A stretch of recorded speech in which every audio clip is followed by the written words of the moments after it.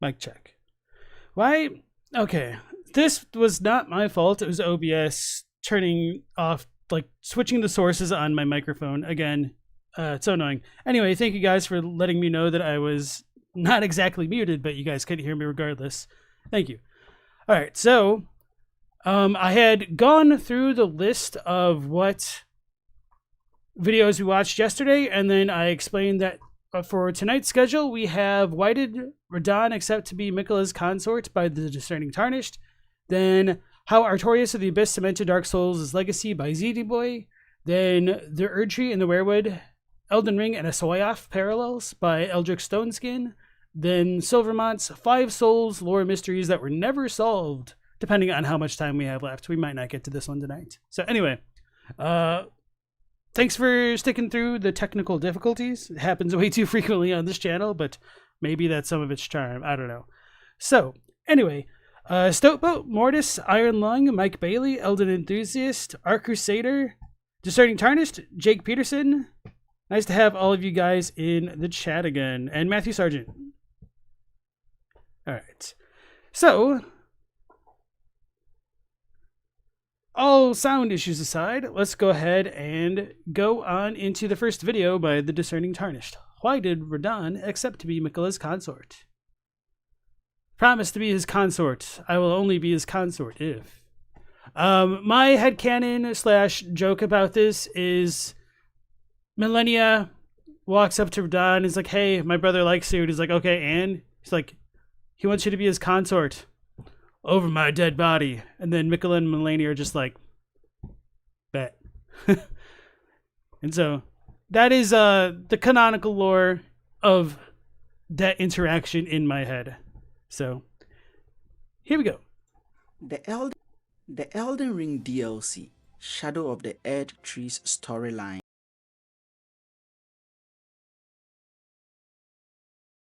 The Elden Ring DLC, Shadow of the Erdtree's storyline is filled with intrigue, especially regarding the promise made among Miquella, Millennia, and Radahn.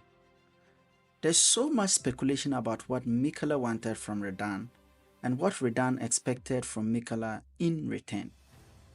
The Elden Ring community is therefore buzzing with debate about whether Radahn even agreed to the vow in the first place. In my newest video, I dive into the game's dialogue and items to craft a compelling case for Radahn's acceptance of the pact and explore the potential conditions surrounding Miquella's request. And trust me, you wouldn't want to miss this. Let's dive into the cutscene where we witness Miquella seemingly praying and saying, Lord brother, I am going to be a god. If we honor our part of the vow, promise me you'll be my consort. In the second part of Miquella's supplication, he says, if we, suggesting that there are other entities involved besides he and Radahn. Fortunately, the young lion... Hold on, I want to double check that. Hold on. Does this actually have the subtitles on? Suggest application. If we honor our part of the vow. Yeah, I think that's still plural in Japanese.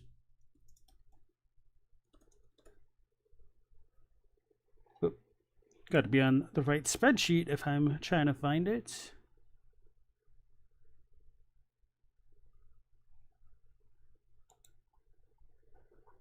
All right.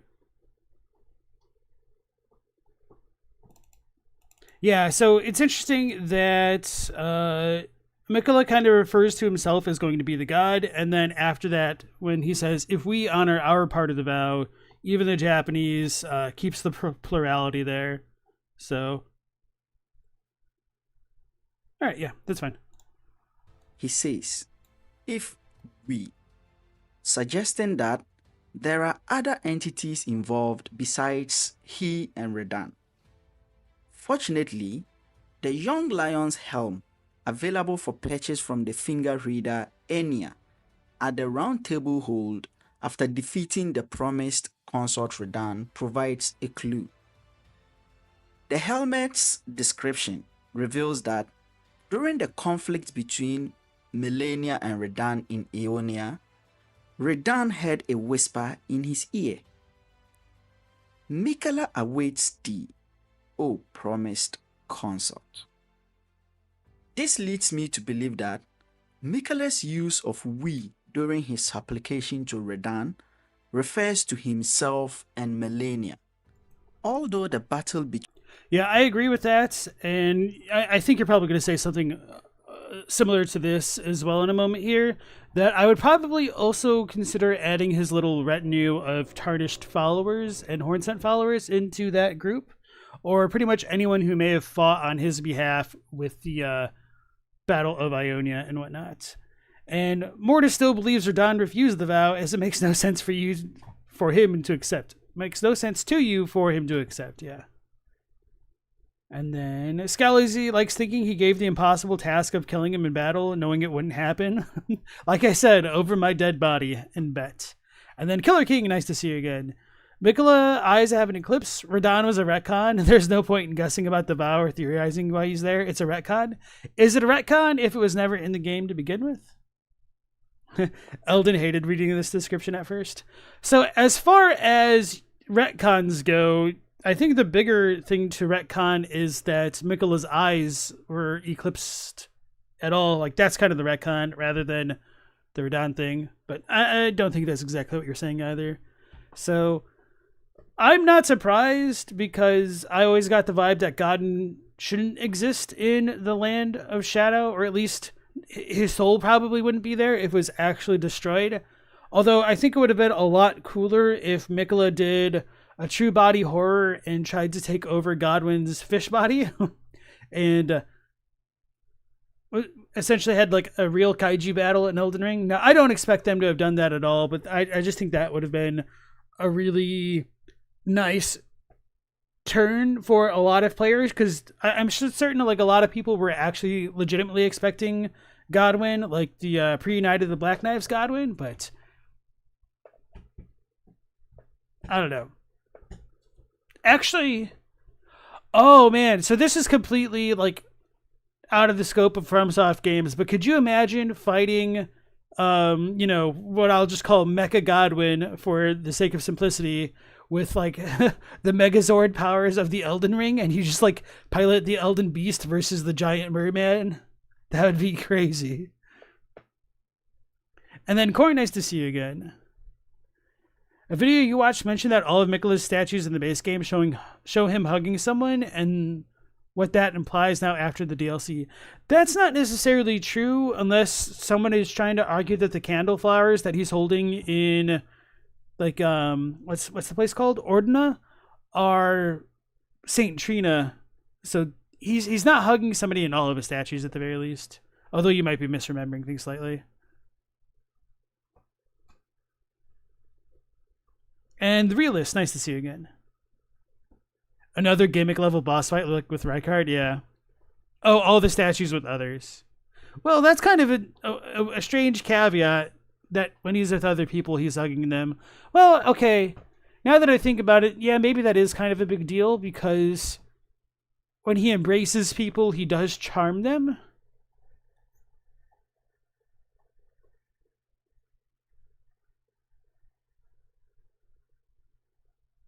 So yeah, thinking about it that way, I guess it's worth reconsidering what the context of that relationship was between Miquella and Melania and that relatively unknown third party that they're both embracing down in the Halig Tree. And then, of course, it is questionable whether or not his charm would work on the demigods at all, but that is kind of interesting now that I think about it. If all it took was one little scroll for Radahn's soul being tossed into Mohg's body for us to be like, oh, okay, that makes sense, then they could have made Godwyn work. Mohg could still be the vessel. I disagree with that a lot, to be honest, because his soul was dead. Whereas, unless you're saying like the Godwyn body, I could kind of agree with that. But it certainly doesn't help if somebody ever uses the Black Knife to kill Radahn with destined death. Now does it? So there is a little bit of a discontinuity depending on the player's actions with what goes on in the DLC and the base game, which I kind of wish they were a little bit braver about it and were just like, yeah, we're changing things, hashtag deal with it. Kind of like Shadow, or not Shadow, but Scholar of the First Sin, but better. And then Killer King asks, do we even know what a soul is in Elden Ring, or why Ranni died in body but not in soul, and Godwyn only in soul? You feel like it's wrong to assume Godwyn couldn't show up because of that. So we kind of know, but I mean, trying to state definitively what anything is a little bit difficult just because of the way that the games are written. But one thing, and this will kind of seem a little bit off topic at first, that I've been thinking about lately is that we're told that the bodies that Salza has reanimated lack souls, and the Flame of Mesmer didn't exactly allow the soulless corpses reanimated by Salza to give him truly any real form of company.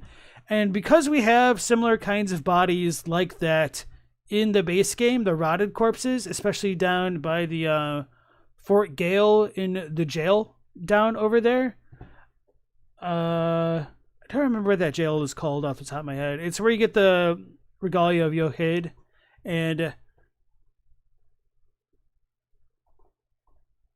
I wonder if those corpses are also soulless, because they are technically not those who live in death, and I kind of wondered if they weren't, because they didn't seem like they were, but yeah. So I wonder if you could have soulless beings kind of being reanimated by other things, and how exactly that might reshape some of our perspective on the lore. So going back to like what a soul is in general, we are told that the curse mark / former rune of death thing that's not exactly the full rune of death was split in two, with one part of it going to Ranni, another going to Godwyn. So if you literally think it's like 50-50 halvesies on whether or not they lose their body or their soul, then that might be one way of explaining the difference. There is also the potential that Ranni used lunar magic and or Radahn's halting of the stars in the night sky, which is tied to the Karian's fate, to kind of circumvent what should have been a full death. But then that also doesn't truly explain super well why her body was burned and like Godwyn's kind of wasn't. So yeah, we don't fully know pretty much anything ever.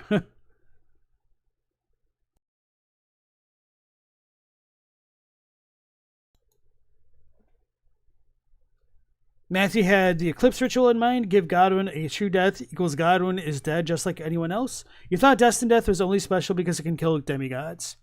Sort of, but one of the issues with Godwyn's body, or like the situation of Godwyn, is that even though his soul is dead and like obliterated and might have received true death, if you want to call it that, the issue is kind of his body and the death root growing from it. So it is very arguable whether or not the ritual of the eclipse was meant to drain Godwyn of his gold, so that way his body could be laid to rest rather than his actual spirit. And then that might tie into certain things pertaining to the eclipse and like draining the tarnished in general, and or Fia's ending, where she might take Godwyn's vitality, his gold or whatnot, to birth her mending rune.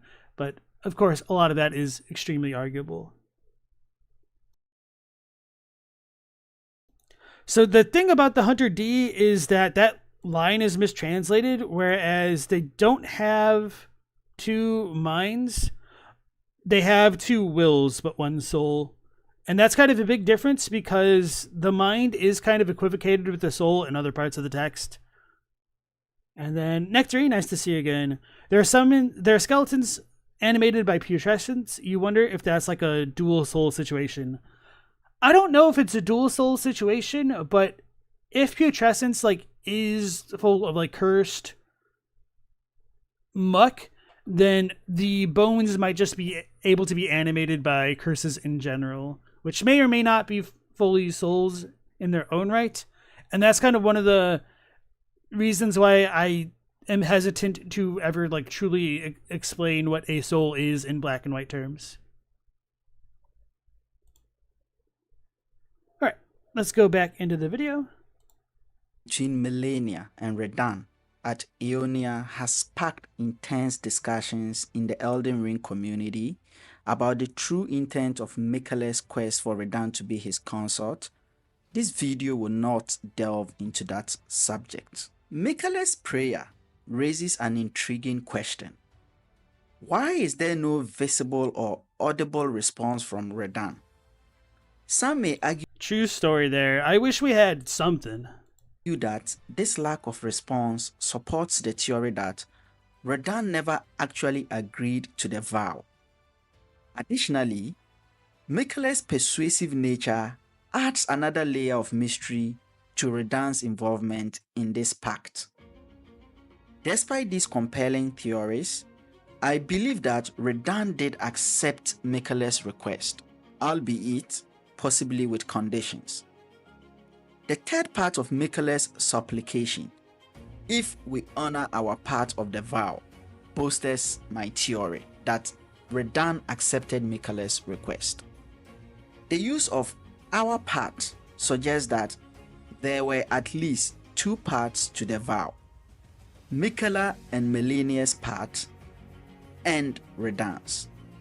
Before we explore what his conditions might be, let's first consider why Radahn would have accepted Miquella's request in the first place. Throughout the game, Radahn is portrayed as someone deeply committed to upholding the reign of the Golden Order, suggesting that he would go to great lengths to maintain its dominance. However, it is conceivable that Miquella revealed to Radahn the true origins of the Golden Order, including Queen Marika's role in its creation, thereby prompting Radahn to agree to rectify their mother's actions. Another possibility is that Radahn learned of Queen Marika's plans for the Tarnished to become the new Elden Lord, thereby perpetuating the reign of the Golden Order. Radahn may have secretly supported the Tarnished, knowing that they would eventually defeat both him and Miquella, even if he became Miquella's consort. In this scenario, Alright, so that is framed as speculation, so I'll kind of leave that stuff alone towards the end there. However,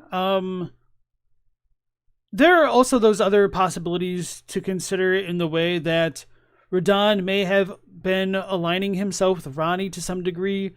We also don't know when Miquella made his vow to Radahn. Was it after the Shattering? Was it before? Did he think he was going to be a god before Marika shattered the ring? That's a possibility, although a little bit awkward, but not entirely out of line. So what else was I going to say with that? I think I was going to talk about like the fact that if Radahn was vying for Elden Lord, he may have just seen the route to becoming Elden Lord being one of survival of the fittest, and because he is naturally the strongest of the demigods, he thought that he would conquer over everyone else, and he may not have given a second thought as to the promise offered by Miquella, but he might have just agreed to it because he probably, or maybe not probably, he may have never envisioned a chance that he would lose despite everything, which should be pretty metal and kind of in line with the Lion of the Battlefield's ethos there, if you wanted to be like Godfrey. So setting that aside, welcome on into the stream. Do I like the Radahn twist, or would I prefer they do something else like with Godwyn? So how do I explain this? I think there was an opportunity to make the Radahn situation work better, but they didn't go that route. And if a player doesn't fully complete like Ansbach / Freya's questline, then I'm sure for many people the whole Radahn situation seemed completely out of left field, and that could be extremely disappointing. So long story short, I don't think there was enough build up to make the Radahn reveal feel more like a payoff than it actually was, and that left people wanting something more. Like I've said before on previous streams, I also like the idea of Miquella potentially trying to gain the body of Radahn as like the strongest demigod for his own purposes. Whether or not he would be able to like remove the rot from it after he died is, up in the air. Maybe a possibility based off what he was trying to do with Millennia, but his adoration of Radahn and the whole mentioning of the kindness that both he and Millennia lacked just felt a little bit forced and contrived. Like, it doesn't even really matter. Like, and that's kind of one of my issues with the DLC in general, where I feel like if we changed almost any detail in the DLC, you wouldn't have known a difference had you not played it. And you might be saying, like, yeah, of course, if you've never experienced something, how would you know that it changed? But what I mean by that is, like, the base game does not foreshadow much at all with what goes on in the DLC. Now, of course, some people might say, oh, well, we actually see Millennia whispering in Radahn's ear in the opening cutscene type thing. Like, that's not the real opening cutscene, but in the one cinematic trailer, I guess. But we also don't see what she's whispering, so she could just be saying something like, so long, sucker. Like, we don't really know. So, I have really mixed feelings about it, and I think mechanically the Radahn fight just kind of really tilts a lot of people's goodwill away from the reveal of the boss and everything. So, Stoutboat says, the Miquella's like, wishing upon a star. If I'm a good boy, give me what you want. What I want, yeah. Matt wishes we'd got even one item description tying Miquella and Radahn together in the base game. It would have made a huge difference. Exactly. Nectarine says, me, a red mane warrior that drowned in the swamp of Ionia. Well, gosh, I hope this immense battle wasn't pointless. Yeah. Mortis likes overconfidence being Radahn's flaw. It seems like it would definitely be in line with the presentation of his character, for sure. Matt did all of the quest lines and was still unpleasantly surprised. Fair enough, but could you have imagined how much more you would have been unpleasantly surprised if you hadn't? Matt thinks it was supposed to be Godwyn at an earlier point in development and was changed to Radahn partway through. From what you've seen, you're not the only one who came to this conclusion. Oh yeah, no, you're definitely not the only one. But yeah. She whispered, fear the old lore. And then Vorb wished there was less contention whether Radahn was charmed by Miquella into making his promise, but you think it's a safe bet given how even in the base game hints at a strong / ominous ability to charm. So I don't know if Radahn would have been like impervious, or even if Miquella would have ever gotten close enough to actually charm him from the get-go, but I guess that is also something to consider, that Radahn's vow could have been coerced through Miquella even in the base game. But then if that was the case, why would they have needed to go through the motions of that battle to kill him to begin with? Like, why the resistance? So I'm kind of against the idea of pre-Scarlet Ionia Radahn being charmed. But I think after he's reborn in the Gate of Divinity, he probably doesn't really have a chance. And then the Discerning Tarnish thinks that Miquella's reference to kindness and strength was with regards to the facts that Radahn had both qualities, while he and his sister had only one of each, either kindness or strength. I don't even know if either of them were particularly kind, and if I were to pick one of them, maybe I'd pick Millennia, but X to doubt. And I don't think I've said this on stream, but I did bring this up in the Discord, since we're talking about kindness and whatnot.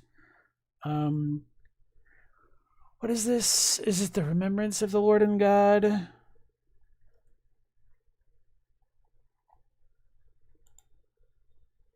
Wow, the poor writer. Remembrance of a God and a Lord. Wait, no, this is not it. What item am I thinking of?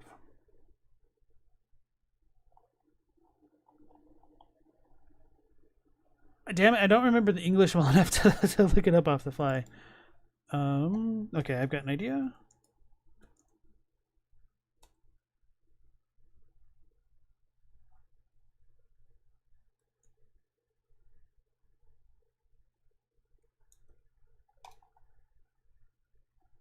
Oh, okay, it's Light of Miquella.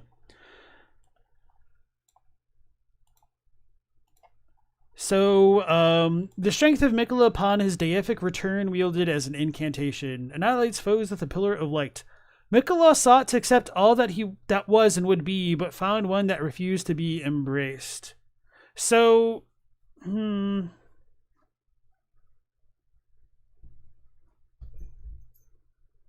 guess there's a couple discrepancies here with this, which, anyway, the thing in the Japanese is that it's conflating accepting all with like being embraced. So for Miquella to accept everything, it means for him to embrace everything, which you might be like, yeah, of course, idiot. Why are you bringing this up? Part of the reason I bring it up is because I think it's important to recontextualize, or maybe not recontextualize, but to consider what it means for Miquella to embrace things. Miquella might accept all once it's been embraced by him because it would then go along with his wishes. Like, him embracing everything means everything follows his will. So I think a lot of people read the accepting all that was and would be as a very charitable thing towards his character, but I think even that has some very dark undertones when you stop to think about it. Miquella's the bottomless sea.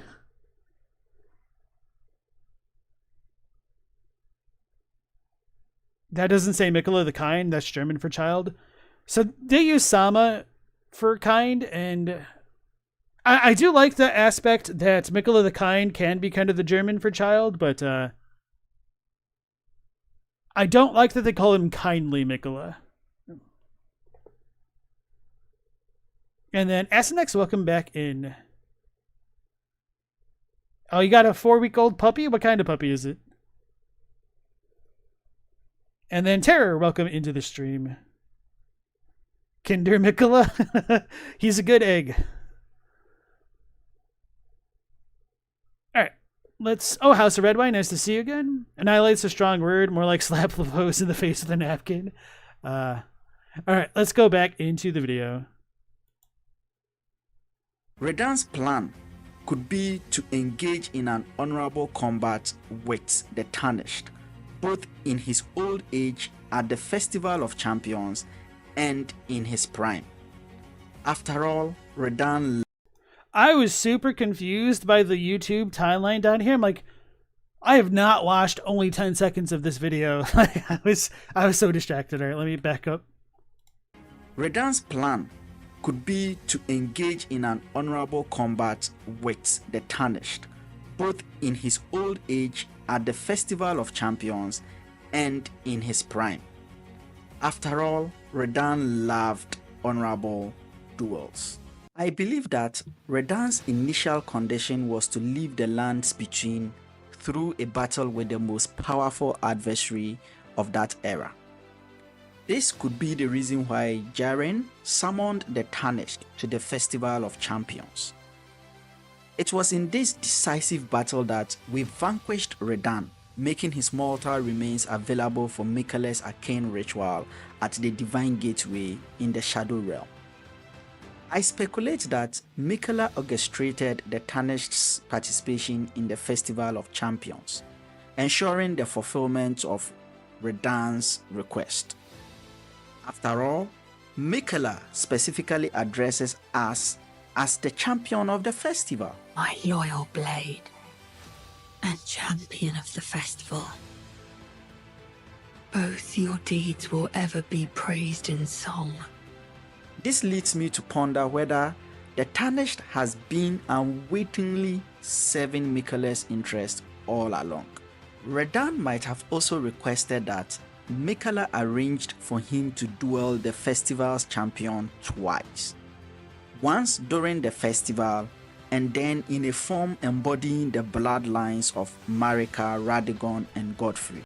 Alright, hold on. I want to catch that again.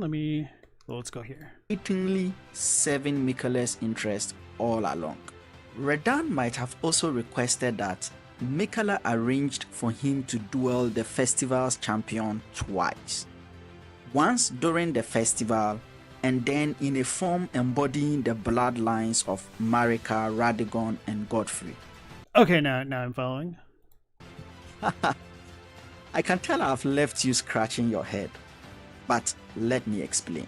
Radahn's deep affection and esteem for both Radahn and Lord Godfrey, as well as his mother's golden age, may have been the primary motivation factor behind his desire for Miquella to restore his soul into a body that possesses the physical attributes or resemblance of Radahn and Lord Godfrey.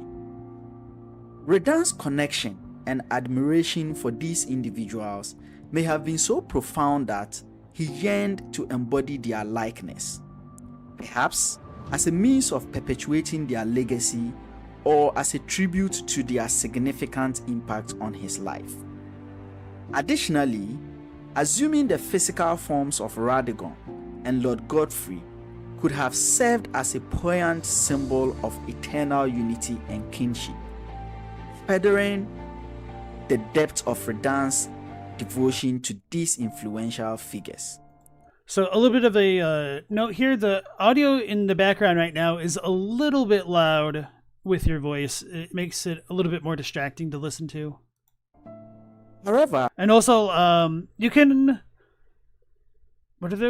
do an audio transition between like one song and the next rather than having the awkward pause in the music.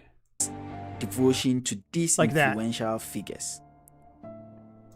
So I don't know what video editing software you're using, but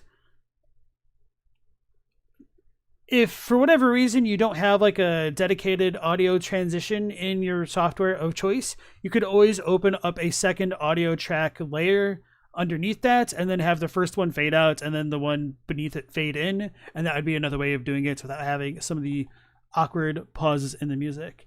And so Killer King was asking, I think, about the Bewitching branch, about how Miquella learned to compel one's devotion or something like that. So the Empyrean Miquella is loved by many people. Indeed, he has learned very well how to compel such affection. So unfortunately, this is a little bit of a liberalization of the localization in that it doesn't actually say that he learned how to do it as much as it is like he came to do it. So I don't really think this is a bad localization by any means, but I guess if people are thinking that he had to learn how to compel people like externally from himself, the Japanese doesn't come across quite the same way in English. But I think no matter your interpretation, he may not have like come out of the womb. Well, he may not have come out of the womb at all, for what we know. Just charming people left and right, but maybe he did. So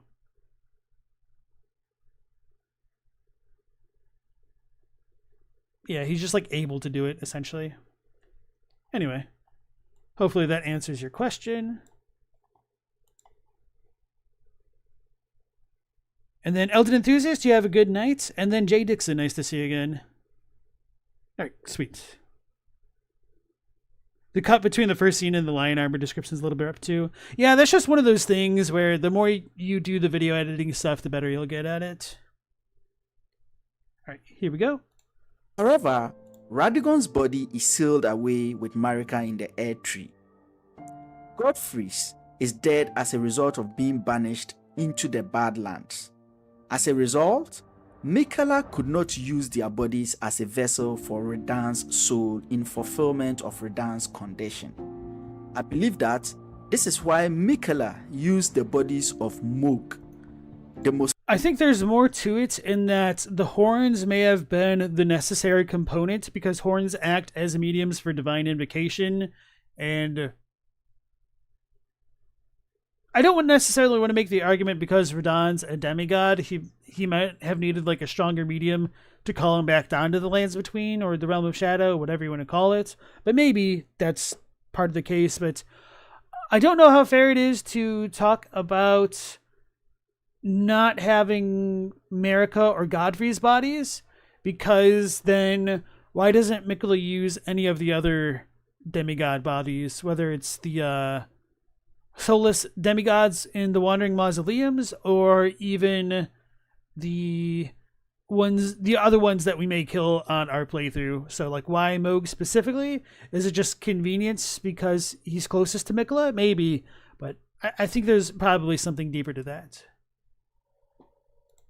Most formidable offspring of Godfrey, and Radahn, the most formidable offspring of Radahn, as the vessels for Radahn's soul.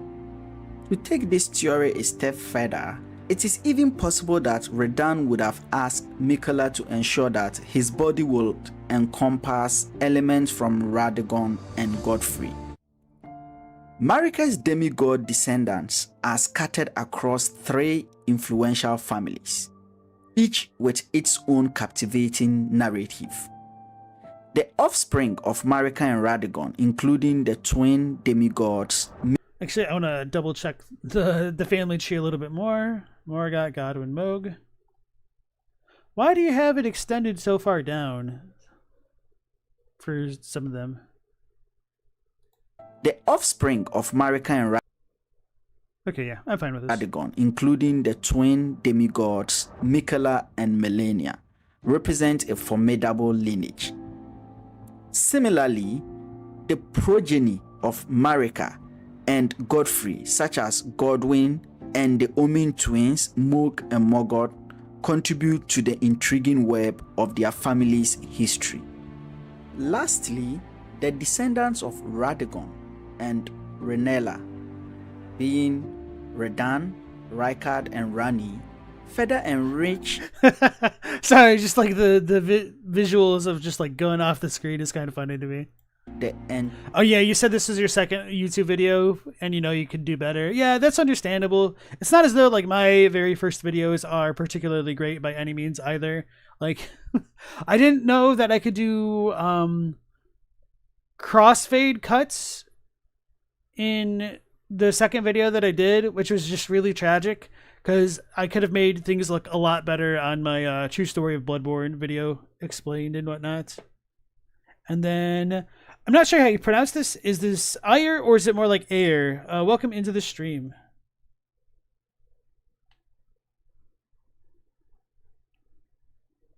And then Killer King says, Moog was also used to enter the land of shadow in the first place, probably because of the crucible remains. And then Ayer asks the Formless Mother. Stowboat likes to think that Miquella tested his abilities on Melania, like how psychotic people start out on torturing pets or other animals, but in this case, it's lovingly done.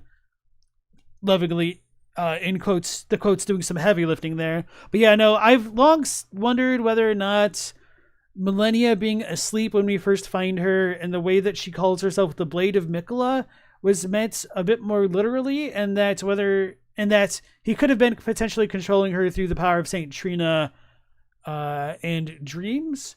I don't know how well that works out with the DLC now. We don't really get the best of glimpses at the Miquella Trina dichotomy, at least while they're of one body. So yeah, I don't know.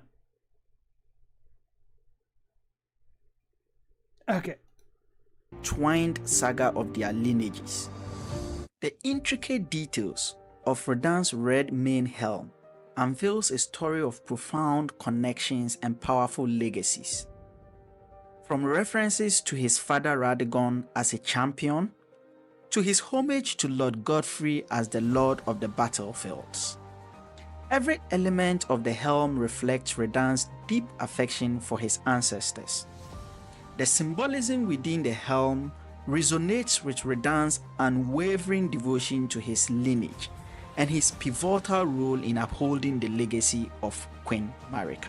Therefore, it is conceivable that Radahn pledged himself to be Miquella's consort on the condition that Miquella could ensure the reconstitution of his body and soul from an amalgamation of these 3 entities. Miquella is faced with the challenge of not having access to the bodies of Marika and Radahn because they are sealed away in the Erdtree. Additionally, Godfrey had already passed away by the time the Tarnished arrived in the lands between and the Shadow Realm, making it... So I don't know how effective this portion of your video is at like trying to make your broader points, because you're kind of making your own arguments against you in some ways, which is perfectly commendable. And I guess the bottom line is I don't really think there's meant to be too much of a connection between Radahn's reanimated body and Godfrey and Radahn. So I'm a little bit curious why you're going through this much time in the video to talk about it when it doesn't seem to be all that likely, I suppose. And of course, you might disagree with me there, but for what it's worth, and this might be support of your idea, we don't know when we technically access the Land of Shadow, and it could have been after we've already fought Horaloo and or Marika/Godfrey, or Marika/Radahn. So there is the potential he might be able to incorporate some parts of what's his face, both of their bodies into the new Radahn, but I don't know. There's a lot of timeline issues that I just have not fully come to terms with in the DLC. And this one is probably one of the more straightforward things. It's difficult for Miquella to access their bodies and soul. This made it seemingly impossible for Miquella to directly fulfill Radahn's requests.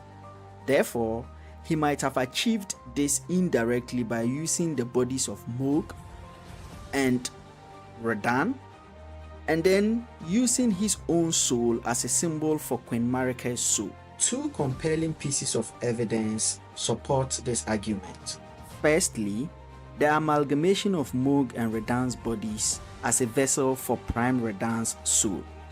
Secondly, when Miquella stated, "Now the vow will be honored," emphasizing that all the elements were in place for the vow to be fulfilled.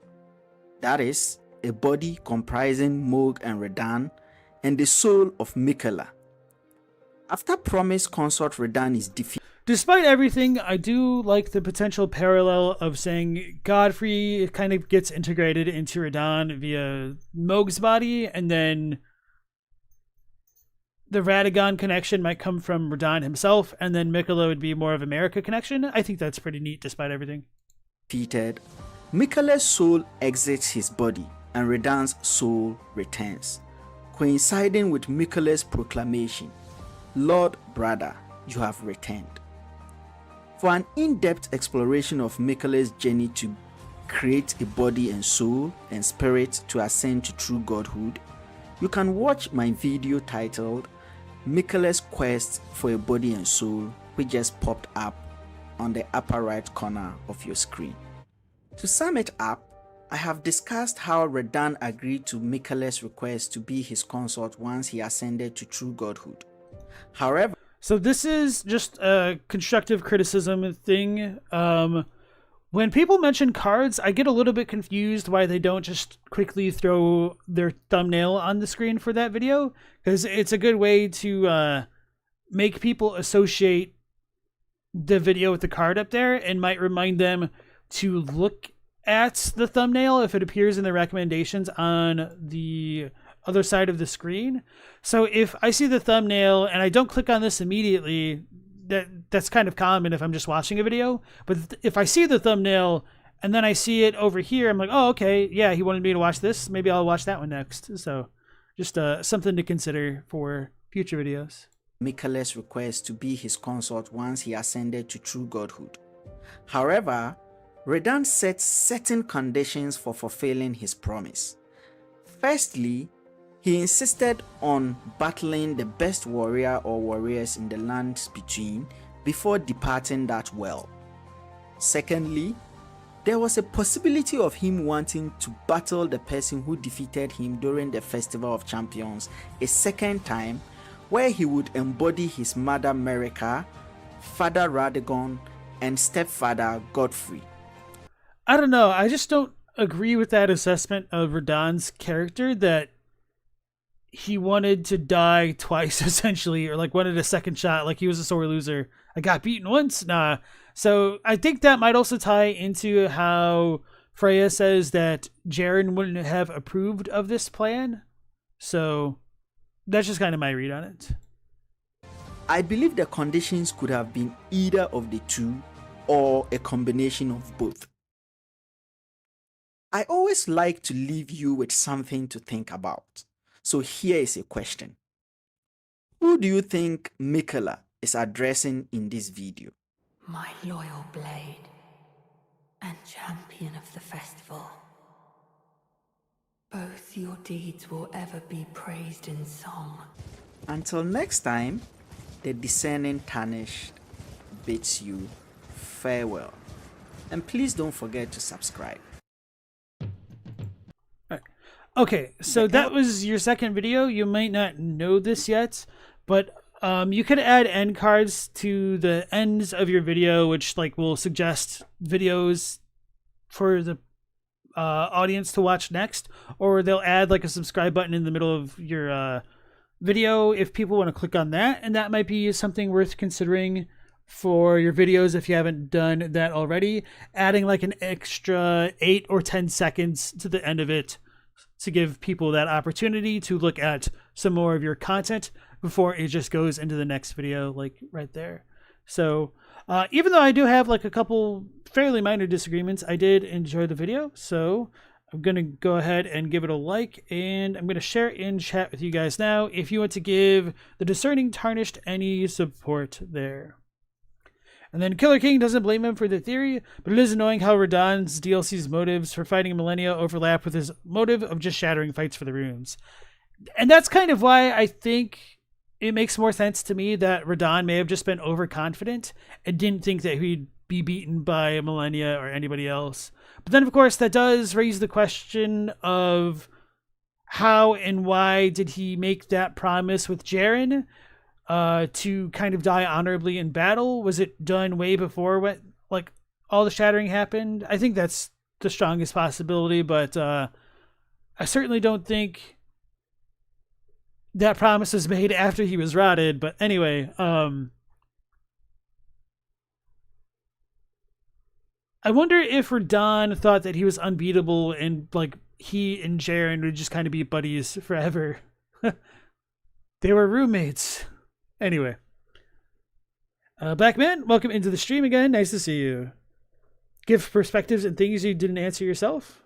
Nice. Okay, so yeah, that's pretty good.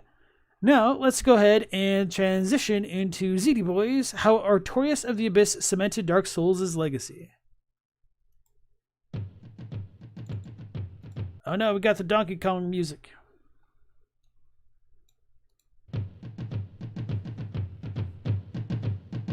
Yeah. You know, I was gonna use the actual song for this, but copyright, you know? Hey. Now this is a story all about how this town got flipped, turned upside down, and I'd like to take a minute, just let me feel. I'll tell you how I became the prince of a town called Uvasil. Yeah. Was that even worth it? That's a good question. Time will tell, I guess. Turn that shit off! So what happens when you make a game that is so highly regarded and so popular among the masses that everyone is practically begging for more?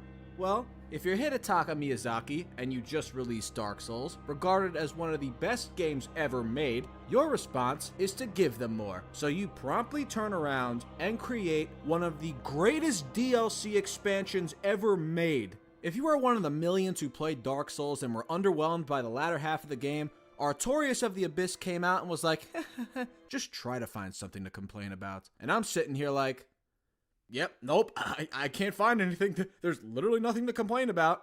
Okay, maybe the Battle of Stoicism is dead right now, but that's it. Everything that Dark Souls did right in the base game was amplified twofold in the Artorias DLC. Whether it be level design, atmosphere, boss fights, and of course, the story and lore. You want an expansion? I've always kind of had surprisingly mixed feelings about the first DLC.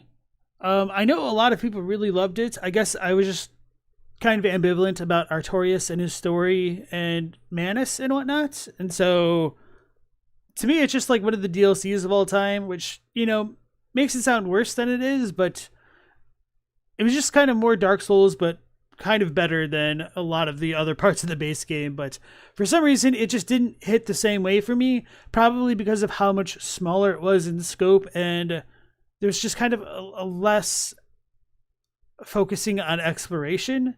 And maybe part of it for me is also, by the time you go into the DLCs for any of these games, you've kind of already like figured out the formula of what you're doing with your build. And I guess for that reason, they tend to be a little bit less enjoyable for me overall. Let me think about that.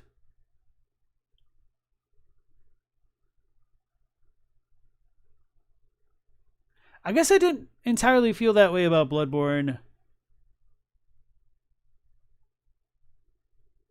But I also did the old Hunters like immediately after the base game in like New Game Plus. So it felt like more of a progression of a character rather than like waiting and coming back, I guess. Anyway. Artorias of the Abyss answered 0 questions about the Artorias story. That's why people like it. It's the biggest story relevance in DS2. Killer King doesn't like Manus as much after the Ring City where they hit you with the pygmies. Yeah, I can commiserate with that. But I think, honestly, I liked what they did with the Abyss Watchers to an extent in Dark Souls 3. But I also kind of don't like the Abyss Watchers for being such a rip-off of Artorias in DS1. Well, maybe it's not that. It's like the wolf blood. It didn't make much sense to me at the beginning, but I've kind of come to terms with that now. But anyway, I guess I wasn't too much of a fan of like the Darkroot Garden / Royal Garden aspect of Ulasil. And yeah, I think now that I think about it, that's probably a lot of it, that the Elizabeth and the Dusk stuff just felt a little bit shallow to me. Of course, Ulasil itself is like submerged in the abyss and like all filled with shadow and crap, and it's not that nice to visit, but it felt extra dead with a little bit less reason for it in some ways than the ancient abandoned realm of Lordran that has like existed for seemingly millennia. Whereas, like, the timeline stuff between Ulasil and the base game is also just a little bit wonky to me. But anyway, I don't really want to complain about it too much. Like, I don't dislike it at all. But I do think it is a little bit overhyped by some of the most zealous FromSoft fans. That actually expands on the experience and not just an excuse to sell more microtransactions. This is what you want. You hear about Artorias throughout the base game, and now not only do you get to actually see him, but relive his story? There's nothing about that sentence I don't love. Can you tell Miyazaki? And part of my issue with the DLC is just how awkward it is to access it, and like having to fight the Four Kings is I don't know, it sucks. He likes Berserk. It's so well put together that the amount of fan theories and interpretations about Artorias and his journey have spawned great fan art and even a great comic by this guy Quiziak File. Sorry if I mispronounced. Highly recommend you check him out. I'll have a link to his webtoon in the description. His Artorias comic is amazing. But in terms of material value, what exactly did Artorias of the Abyss bring to the table, and how did it put the gigantic great bow on an already glamorous Christmas gift? And how did it in many ways exceed the base game and make Dark Souls even stronger? Well, that's why I'm making a part 2. So strap in, boys and girls, and let's get down to business. So like any great secret area in From Software games, in order to access the DLC, we need to play a good old game of Where's Waldo. Once you kill the Hydra in Darkroot Basin, which may or may not piss off his cousin, you find this crystal golden golem. Very slowly, because you have made the water shallow, which you have Oh god, I hate when videos do that. to kill, and lo and behold, it's a normal-sized woman, Princess Dusk, who is not from our time, but rather the past. Specifically, her ancient home of Ulasil, the playground where she spent most of her days. How exactly did you get here? Don't you need to kill the Four Kings? Otherwise you won't be able to get the Sif cutscene? You might be right about that. Let me think. Because I thought you needed the Crest of Artorias. Oh no, you need the Crest of Artorias to fight the Four Kings, and you get that from Sif. So yeah, you should be able to access Ulasil without it. True story, because you get that extra cutscene.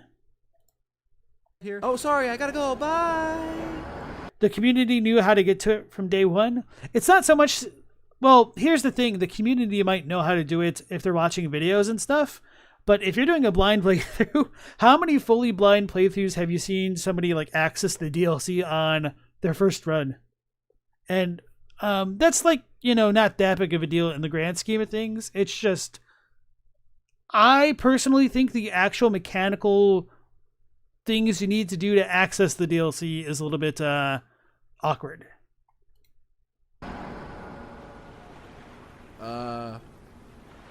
Great. So we have to use our telepathic force abilities, and by that I mean we look it up on Fexture Life, which may or may not get us counted as part of their Twitch viewers, and we figure out that we have to kill this specific crystal golem in the Duke's archives to get a broken pendant. Problem is that he doesn't drop the pendant until after you free Dusk, so if you killed him beforehand, time to go back. So we got our pendant, and now we have to walk back to the spot where we freed Dusk, and... well, the last time I put my hand on something, it didn't go well, but, you know, I'm pretty confident this time. After all, it's just a portal. Just a portal, you say? Oh, come on. Don't worry. And this is how Metter arrived in the Lands Between from the Greater Will that this guy just touched. You'll float down here, see me? Welcome to the past. Welcome to Ulasil. Welcome to Artorias of the... And would you guys let me know if this video is getting too loud for you guys? I feel like I'm kind of constantly adjusting my volume on my own just to mitigate some stuff. Abyss. Here's a boss!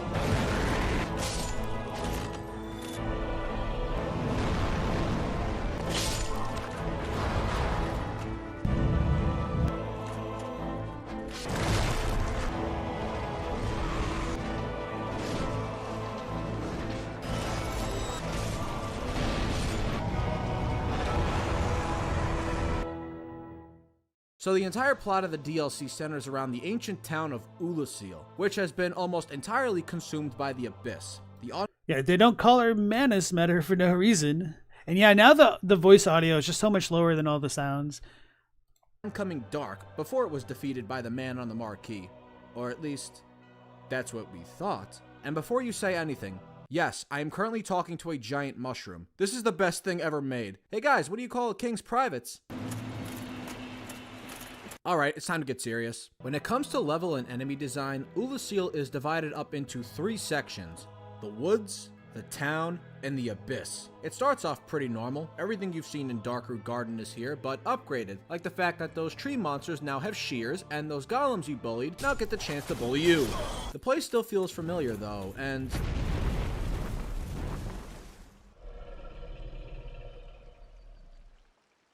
this will never not be cool. Say hello to Calamite, who we'll be seeing a lot more of later. This guy's an alpha. The fact that he just swoops in, doesn't attack you, just gives you this look like, you're in my house now, boy. That's Miyazaki. He's a master at subtle storytelling. Once you get to the town though, you want to talk about the horrors of the abyss? In New Londo Ruins, it was just a literal ghost town with dark wraiths at the bottom. Ulasil shows the actual effects of the abyss, in that it creates deranged monsters. Worst of all, these aren't like the dark wraiths, which are pretty much spawn of the abyss. These are the citizens. Yeah, the abyss doesn't just... And I was saying this on stream earlier this week, I think, that it's kind of funny that there are some Dark Souls Ulasilian parallels with what's going on with the Horn Tent in Elden Ring, where you go kind of back in time, or in a place like Lost to Time. That might be a better way of saying it. And what do you find? A bunch of malformed people with horns on their head. Why doesn't Calamite have 4 wings again? Did the Ancient Dragons in DS1 have 4 wings? I don't know. There's always been a lot. Well, I guess there is like the Ancient Dragon in the Ash Lake that definitely has 4 wings and like fur. Let's be real. There's never been a lot of great continuity between the lore and the mechanics of the Dark Souls games. in a massive black void. It actually warps you into something terrifying. And being the land of ancient sorceries, you can bet it's warped their magic too. Hearing these guys' laughs and screams while you're at the bonfire is also trippy as hell.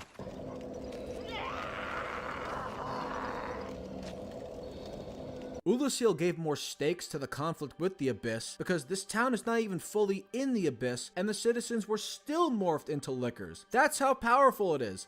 It seems I am The Last of Us. It also gives more context to why they wanted to flood New Londo ruins to contain it, because Gwyn was probably like, alright, Ulusil was just a town. We cannot have an entire city population's worth of these things, along with the Dark Wraiths. Hey Gwyn, just backstab! And then we have the Chasm of the Abyss, which is just caverns of nothing but dark. Really weird how the actual black void of the Abyss is still somehow brighter than Tomb of the Giants. I guess Miyazaki just figured this out too late.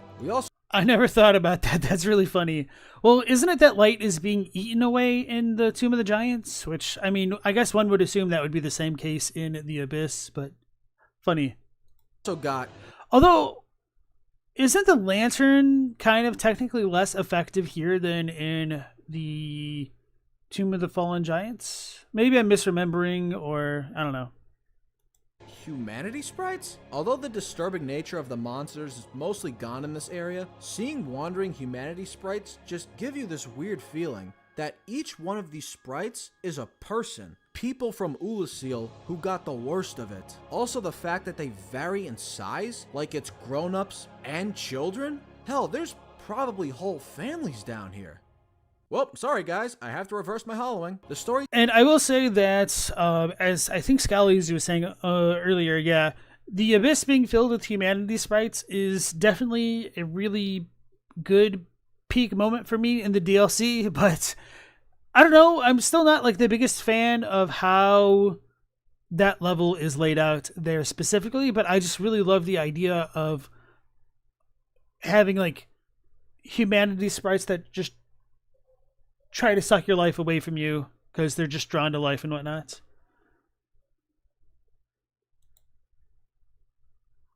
Understandable, Dylan, and I'm sure with me pausing it at times, that's probably not helping.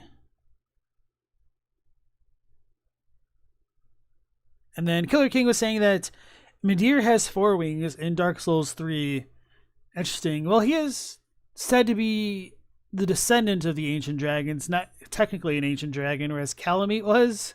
But yeah, they're just not very consistent with some of that iconography, are they?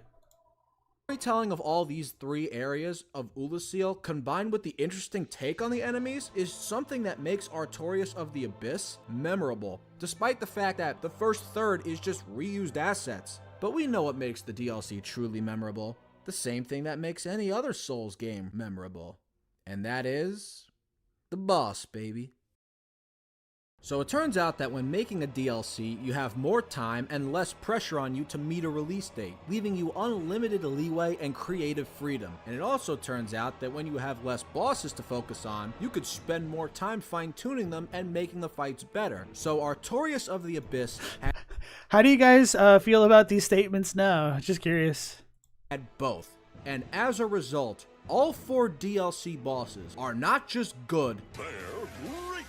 You want to talk bosses with cool looking moves that are fine-tuned and perfectly balanced, for the most part? Look no further than these boys. They also turned up the speed too, so less waiting and more dodging, which after playing through the base game is a pretty steep adjustment for new players. Perfect example of this is none other than the literal gatekeeper boss, the Sanctuary Guardian.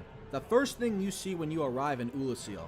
This guy's attacks come out extremely fast, but to counteract this, his health is very small. I'm gonna be honest, out of 6 playthroughs, I may have died once to this guy, but hey, that just means I'm good. And this fight is still a rush despite the low health. This guy doesn't... And obviously the Sanctuary Guardian becomes a lot more threatening on like the higher New Game Plus cycles where he has more health and you can't just trade blows with him, but that might also depend a bit on one's build. Doesn't get as much attention because of the other 3 in this lineup, but damn it, this man deserves your respect. Actually, I don't even know if it's a man, but the reason...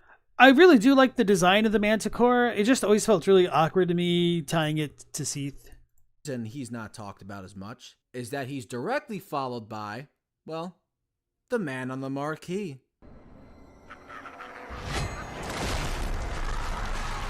Or when you go back and there's two and they're not even bosses. I do think that the Sanctuary Guardian is the only one. I ordered that Buffalo Wild Wings 2 hours ago. Have you seen this place, dude? You DoorDash drivers are all the same. Uber Eats never has this problem. Wait a minute. This is honey barbecue. I ordered blazing wings! This is the final straw, you Sonic fan fricks! Excuse me? Idiots! Remember how I said Dark Souls has some all-time great bosses? Ornstein and Smo is one of them. The other one? Knight Artorias. The legend of old, fully corrupted by the Abyss. Every bit as strong as you expect him to be, despite the fact that his left arm is completely broken. The first time fighting this guy, I must have died like 30 times. The damage this guy puts out at the speed that he does, and these freaking somersault slashes. Please stop, please stop, please. And this abyssal power-up that nobody thought was a power-up until they were told it was a power-up. Apparently you have to hit him out of it, but you better hit him out of it. Hey, Chosen Undead, you know what day it is? Boneless Tuesday! And I'm not talking about the wings. Every single knight or I'll admit that's a pretty good one-liner right there. medium-sized boss in future Souls games, some way or another, has Artorias' influence all over it. His speed and aggression both force you to match him blow for blow. You don't even have a choice. There's no gimmicks, no exploits. It's knight versus knight. Let's dance, buddy. That's not even mentioning the story the fight tells. At the end of the day, this is the man that the DLC is all about. This is the legend that supposedly saved Lordran from the Abyss. But this guy doesn't look like he saved anything. He's a broken, corrupted shell of his supposed former self. And he still whoops your ass. But what he's doing is molding you into the hero that will carry out his final mission. And yeah, it may hurt, but you'll come out stronger, ready to take on the darkness yourself. There may be bosses in future Souls games that are better than Artorias, but they do not exist without the foundation that he laid. So hats off to the boy. What a ride it was.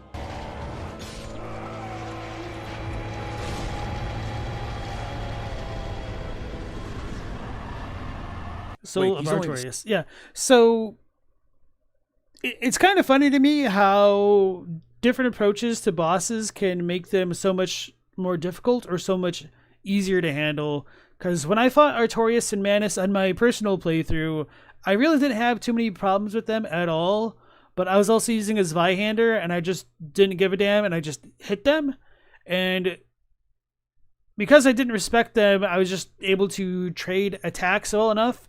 And because I kept the pressure up, I was just able to kind of outlast them. But when I was streaming it, and I was probably a little bit more distracted by like talking with chat and not playing as aggressively as I normally did, because I'd try to hang back and think about things to say and whatnot, they kind of kicked my ass, which was really humbling because I was like, I didn't have any problems with these dudes before, but why am I struggling so badly now? And then eventually I figured out I just needed to stay aggressive and it wasn't that big of a problem after all. But of course, that also highly depends on the build and even if you're able to trade blows to begin with. Scalzi sometimes catches themselves missing DS1's poise. I really liked the poise system of Dark Souls 1. Elden Rings isn't terrible after they've buffed it so many times, but there's just something special about being able to ignore enemy hits and just cut them down regardless in DS1. And then Stella, it's nice to see you again. Is Artorias using Lion's Claw now? Sort of. Or were we using Artorias' flip? Second boss? So after the battle, you meet Hawkeye Goth, the blind giant archer, another one of the four Knights of Gwyn, who's been here so long, his body is actually collecting dust. You talk with him a while and get more context to the overall world, and he's a fun conversation. Now, you might be asking, why am I talking about an NPC in my boss section? Well, you remember Calamite? Yeah, it turns out fighting him on his own terms isn't the best idea, so we need to enlist the help of Goth to make our own terms, which he's happy to oblige. And before anything, I just want to reiterate, this man is blind.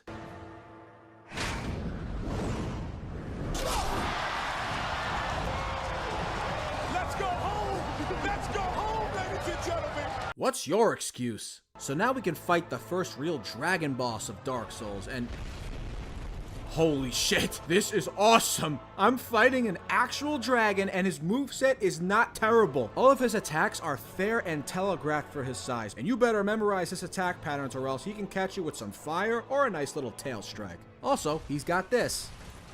Alright, now I know it's a trash video because this dude isn't raging about having to cut off Calameet's tail and how garbage it is.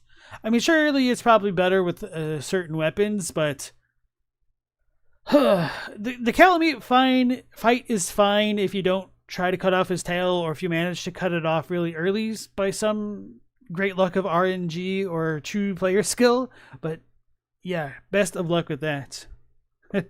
Curse you, Calameet! Yeah, exactly.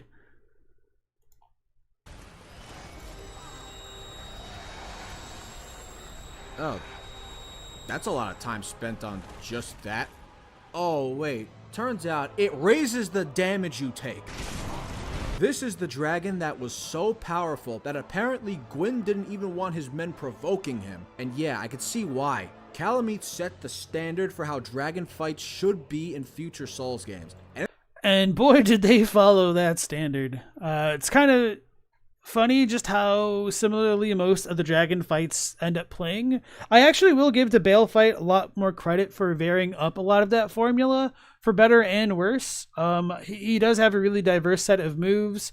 I am a little bit annoyed at how he can like body block you and you can't go underneath like his one good leg most of the time, and that he only has one lock-on point for some reason. That is one thing that I really have a big issue with Bale with, but I do like that fight a lot. Well, I guess I would have to put Placidusax as like the best dragon fight, and then I kind of don't even want to put Bale up there because of how aggressive he is and just how unfun it was fighting him with 0 blessings. But if you're using blessings and you have a lot of them, it's a lot more manageable. But yeah, I don't know. I digress. And it's a pretty high standard at that. But now, after all our trials and all of our tribulations, like Sin and all of the Drakes are just kind of more Calameets, but yeah. We get to the final boss of the DLC, the man who's responsible for all of this. Right, yeah, Killer King does bring up Midir. I don't like that Midir fight, at least for a melee character, although I am admittedly trash at that fight in particular. But I hear he's really easily cheesable with certain sorceries, like the one life-sapping mist. I don't remember if it was poison mist or something else. How many times do I have to tell you? Don't make noise while I'm feeding the cats! What? My booze get no respect around here. It looks like I'll just have to take it for them! Oh my Lord Jesus. Well, I'd introduce you to Manus, Father of the Abyss, but he seems pretty keen on introducing himself. The man who's responsible for the corruption of Ulithsil, and the one who pulled you into the past. This is it. This is the fight that will determine the fate of this cursed town, and possibly all of Lordran, and you need every skill that you have learned to take this guy down. But the problem with that is, that's a bit of a tall task. This man is fast. Like, really, really fast. Like, too fast for Dark Souls 1. Yeah, you know the whole long wind-up thing that the game has been operating on this whole time? Yeah, Manus takes that concept and proceeds to shove it directly up your rectum. It also doesn't help that he blends into the background. Black on black is not exactly an easy thing to process. But you know what's crazy? I could still see him better than that knight in Tomb of the Giants. And that's before he,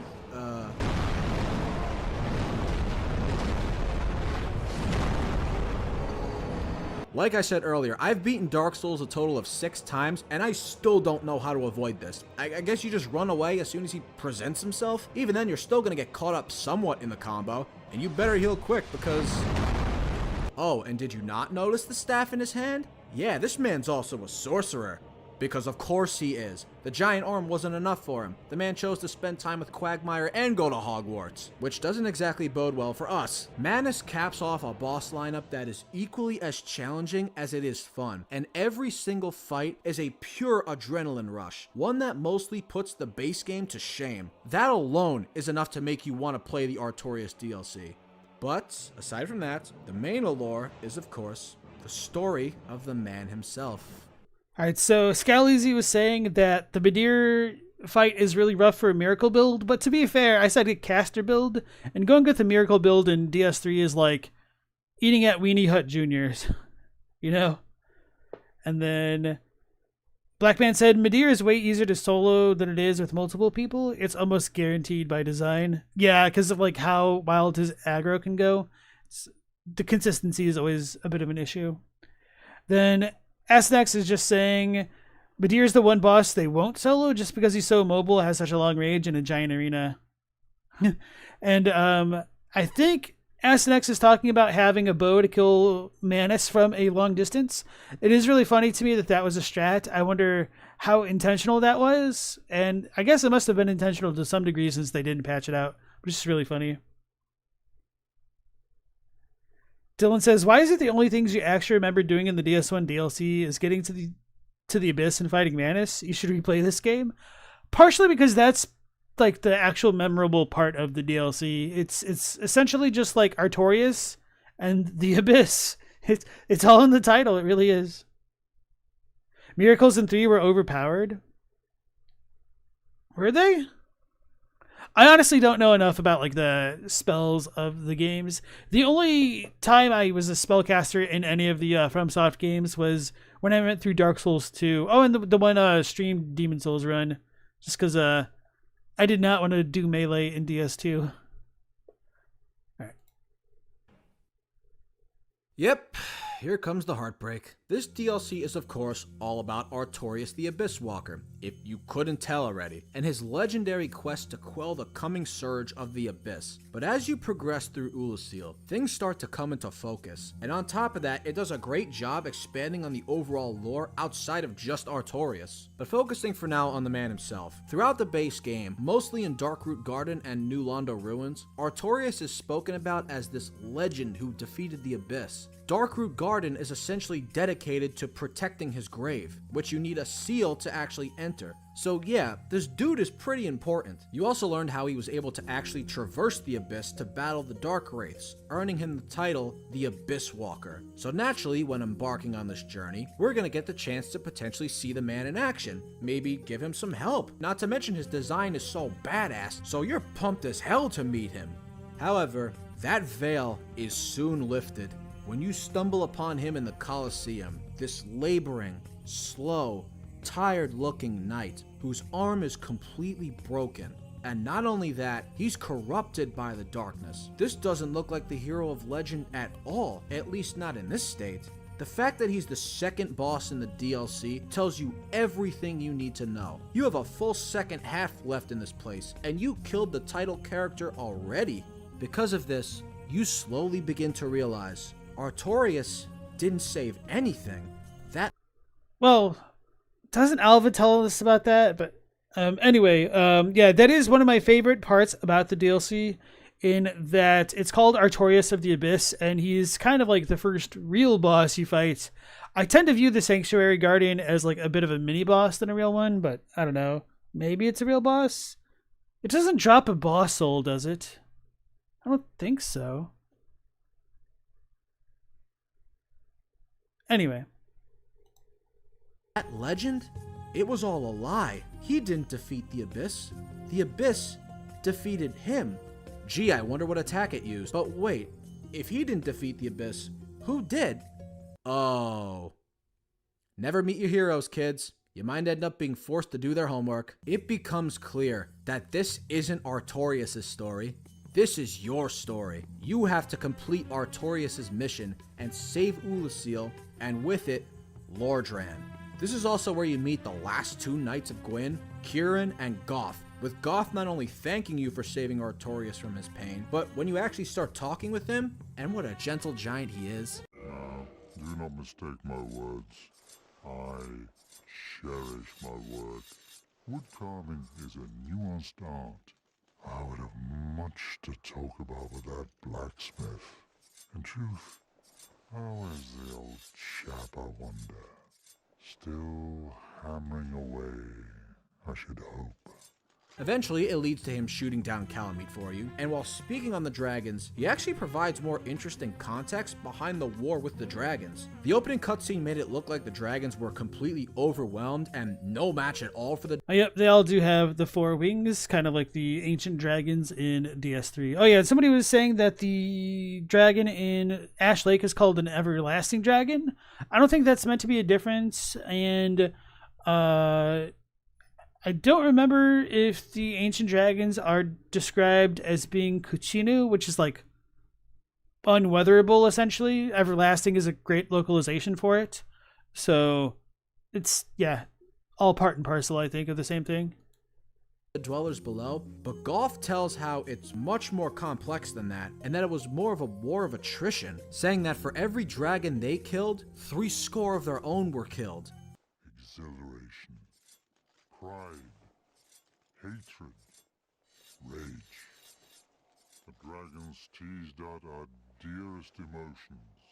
Thou will understand one day. It certainly paints a much different picture than the montage of destruction that the 4 figures brought in the opening, and one that adds some backstory that you didn't know you needed, but more than happy that you got. But enough talk. We have a mission to carry out. And I mentioned this on one of the more recent Dark Souls videos that you watched, that I do wonder if, because emotions are of the dark in Dark Souls, like literally speaking, that when Go and the other Knights of Gwyn fought the dragons, if that was literally bringing the dark out of them. And of course that might tie into like the Ringed City Knights that we learn about in Dark Souls 3, which is, you know, of course the Ringed City Knights, yeah, we're all over the place in DS1 against Calamite, right? We make our way down to the abyss, trudge through the darkness, and... Huh? Alvina? Huh? Oh, you want me to follow you? There's something about this wall. Wait. Sif? Yes, indeed. Artorias did in fact travel here with his trusty companion, but when he became overwhelmed by the abyss and Sif couldn't escape, in his last act of sanity, he sacrificed his shield to protect his friend from the sprites of the abyss, which... And I've still never done the save abyss aspect of the game, so maybe one day, but who knows. You come along and save him from, which leads to him being able to be summoned for the Manus fight. And so you save Ulasil, but Elizabeth tells you that because you come from the future, you cannot get the credit. So Artorias has to be the one who saved the Abyss, but she alone will remember you. That's okay, Elizabeth. I got bigger ambitions. So the DLC is completed. We saved Ulasil, but we're not done yet. Because I mentioned heartbreak. The true gut punch comes after. When you go to retrieve the Covenant of Artorias Ring in order to fight the 4 Kings, which is guarded by none other than Sif. Which if you completed the DLC before coming here, rather than immediately preparing for battle, he actually recognizes you. But it doesn't matter. In his eyes, you've become a grave robber. Worse yet, the grave of his best friend and master. No, Sif, please, I have a reason. Come on, we don't need to fight. Please, Sif, no! No!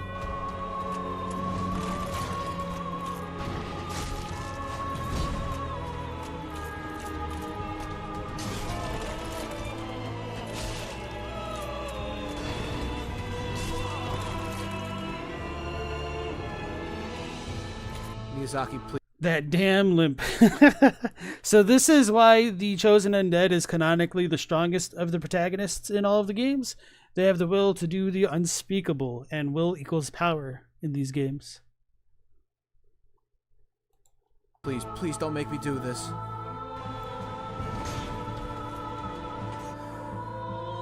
I'm sorry, Sif.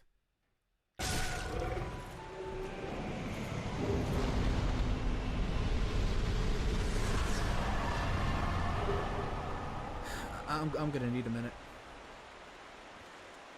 Miyazaki, you evil bastard. And so you're at the end of your journey. You've seen everything in Lordran and have conquered all of the challenges placed in front of you. You have all 4 Lord Souls, and now there's one thing left to do. Beyond the door to Firelink Altar, what awaits you is not riches, not immortality, not even paradise, but the Kiln of the First Flame, where all of this started, patrolled by numerous Black Knights. But those boogeymen who terrorized you at the start of your journey are now no match for you. The end is near. You feel it in your bones. You distinguished yourself amongst the undead, proved yourself to the gods, brought down the 4 lords who created this world, and stopped the march of the abyss. Demons, dragons, sexy spiders, and even the 3 most revered knights in the land. But one more test remains. Because in order to succeed, Gwyn, you have to beat Gwyn. The iconic piano paints a picture of a god who sacrificed everything to keep his civilization alive, and is now a weak and completely hollow shell. And after all the souls you've gathered, and the lessons this harsh world has taught you, the once king of the world is overwhelmed by your strength.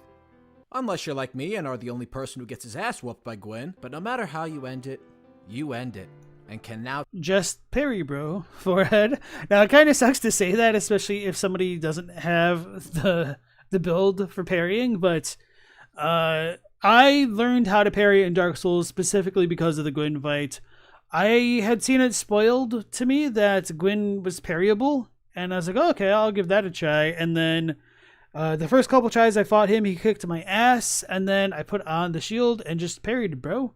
And then it was GG. I chose the Link because I did not know about the Dark Lord ending at that time. Now take Gwyn's place and link the fire, prolonging this age. But the question is, do you even want to? Is it even worth it? What does it even do? That's for you to decide, because the choice is yours. It's always been yours. No matter what you do, you'll still have questions. But for now, rejoice, my friend, for you have conquered Dark Souls. Whew, boy, well, that's Dark Souls. What a wild ride. Right, alright, that's 2 down, well, 3 down on the list. Let me check, what's next? Oh, this is gonna be fun. Well, I'm glad he thinks so. Anyway, yeah, that was a pretty enjoyable video. I'm going to go ahead and share it with you guys. Oh, I'm surprised it was only made 6 months ago. It seemed as though this would be kind of an older one. So,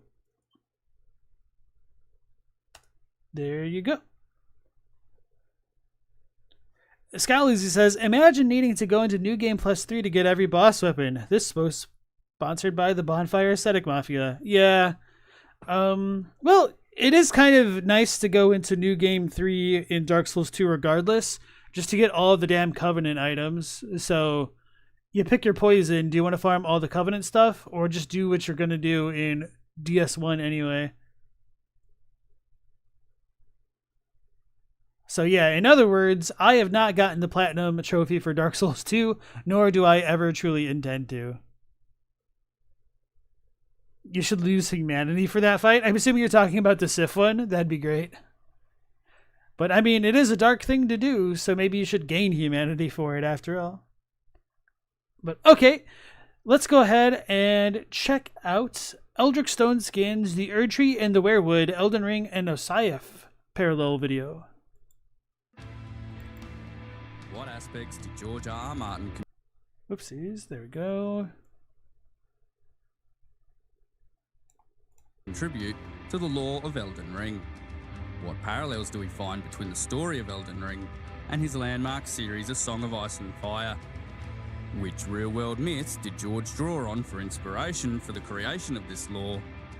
And can we learn anything from the mythos surrounding one of these amazing universes to inform us about the other? Hi, I'm Eldritch Stoneskin, and if you enjoy theories and analysis of A Song of Ice and Fire and its parallels with Elden Ring, make sure you hit the subscribe button below, as this will be the first in a series comparing the parallels we find between these two amazing universes. So that's a little bit of an interesting cover for like the Elden Ring theme. But okay, so not just because he's Australian, but does anybody else think he kind of sounds like Aussie Man, or is that just me? The game Elden Ring is the latest release from Japanese video game developers FromSoft, and plain and simply, one of the greatest video game experiences ever created. Developed by the brilliant mind of Hidetaka Miyazaki, the creator of the equally amazing Dark Souls series, who for this project in particular collaborated with George R.R. Martin to create its lore. And I think the creative input that George had towards the story of Elden Ring is best explained by Miyazaki himself, saying in an interview with Xbox Magazine that the actual collaboration itself begun with Mr. Martin ever so politely confirming what sorts of themes, ideas, as well as many game-related aspects I had envisioned for the game. This allowed us to have many free and creative conversations regarding the game, in which Mr. Martin later used as a base to write the overarching mythos for the game world itself. This mythos proved to be full of interesting characters and drama, along with a plethora of mystical and mysterious elements as well. It was a wonderful source of stimulus for me and the development staff. Elden Ring's world was constructed using this mythos and stimulus as a base. So I am really curious as to where certain elements of the game came from, whether it be the Erdtrees as a kind of visual design, or Radahn conquering the stars with gravity magic, or even the inspiration for Millennia's Scarlet Ionian flower bloom, because those are some of my favorite thematic parts of Elden Ring, which kind of helped differentiate itself from previous FromSoft titles. So I was like, when I saw that first trailer for Elden Ring and Radahn was called the Conqueror of the Stars, I was like, holy crap, who is this dude? Like, and then I was like, how could anybody beat him? He conquered the stars. He sounds like freaking Galactus or something, you know? And then we see Millennia rushing at him. I'm like, oh yeah, what's this lady gonna do? And then the next thing you know, she goes freaking nuclear flower blooming off of his back. I was like, oh, that's actually pretty interesting. It kind of reminded me of like the QB in Naruto, but actually learning that not only was it a flower, but it was like symbolizing rot as an element, just was really awesome for me, at least. And then Killer King asked, do I think George R.R. Martin could beat promised consort Radahn? Yes, absolutely. Do you know why? Because I think he would be a cheeser. He would do whatever it takes to win. Blackman says, obviously, look at that man, absolute unit. And what's interesting here is that it seems after some collaborative meetings with Miyazaki, George R.R. Martin wrote the history and lore of the Lands Between, including the characters and the drama surrounding them, with Miyazaki then creating the story surrounding the events of the game. And what's interesting is that when we look to the mythos and characters Hidetaka Miyazaki is describing here within Elden Ring, is that we find it shares an incredible amount of parallels with George R.R. Martin's series, A Song of Ice and Fire. Because as we're about to discuss, and consider this a spoiler warning for both Elden Ring and A Song of Ice and Fire, it seems both series contain magical world trees watered with blood, magical beings bound inside these trees given eternal life, shadow-bound wolf companions for these magical beings, and much, much more. Now, I'm only going to give a broad overview of the story of Elden Ring due to its complexity, mainly pointing out the plot elements relevant for our comparison. If you'd like to know more about this amazing story, I've left some links in the description below to some of the incredible creators within the Elden Ring community. So, as far as A Song of Ice and Fire is concerned, I have not read the books, and I don't intend to read them. Not because I don't want to, but because I'm not going to get myself invested until they're all released, which means I'm never going to read them after all, huh? So, I guess we'll be learning a thing or two more about the books. But I have seen the Game of Thrones, television series, even the ending, unfortunately. Such as Vadi Vidya, the Tarnished Archaeologist, Zuli the Witch, Smowtown, Miss Chalice, and Square Table Gaming, just to name Smowtown. that's something. A few. Now our story begins with an outer god known as the Greater Will, sending a golden star down from the cosmos to a place known as the Lands Between, a star which was harbouring an Elden beast, a beast which eventually became the Elden Ring. Now the Elden Ring itself isn't a physical ring. It's more of a metaphysical object made up of a series of powerful runes, with these runes of power dictating Where's this visual from? That's fantastic. laws of reality within the lands between, Is this one of the trailers? I don't remember. creating an order for the world to follow, set by the greater will.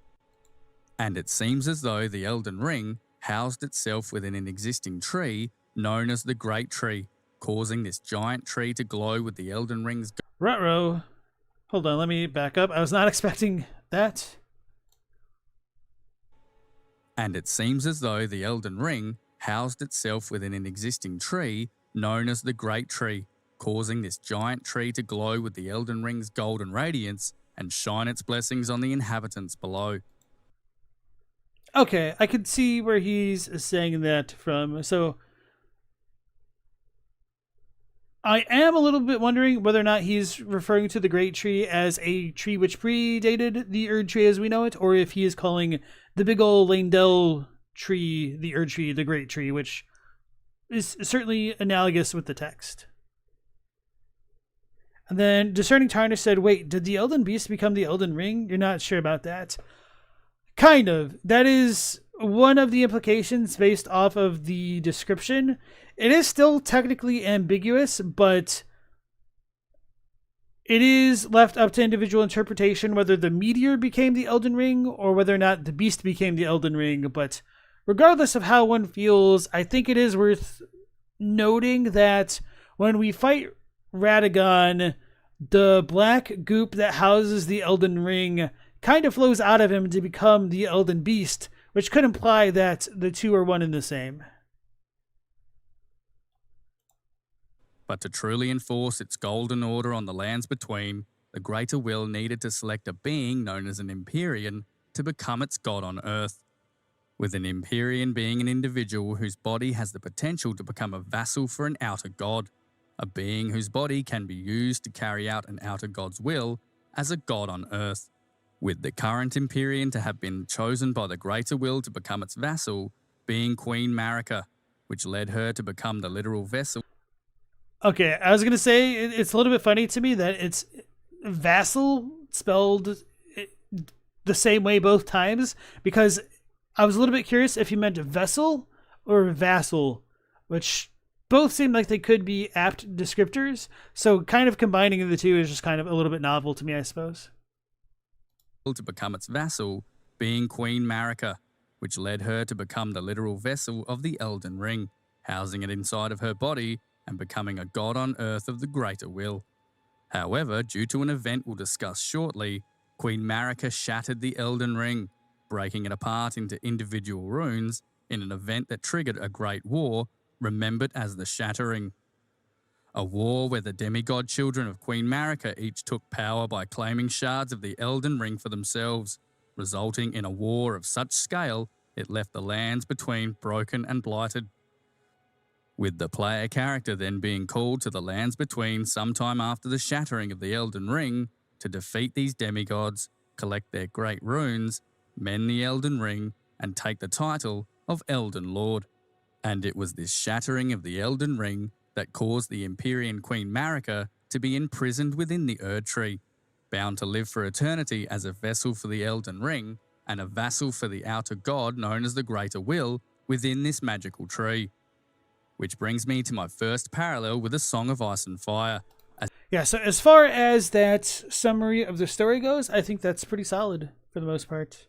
And then at least it's not Queen America anymore. Yeah. And then Dylan was saying that you wish FromSoft did fancier title screens / main menu cutscenes. Demon Souls had a cool one, and the rest are so basic. That is something that I've noticed a lot more with more modern games, that there isn't like a title scroll type cinematic or story sequence to explain what is going on, which is kind of a shame to me. I don't know.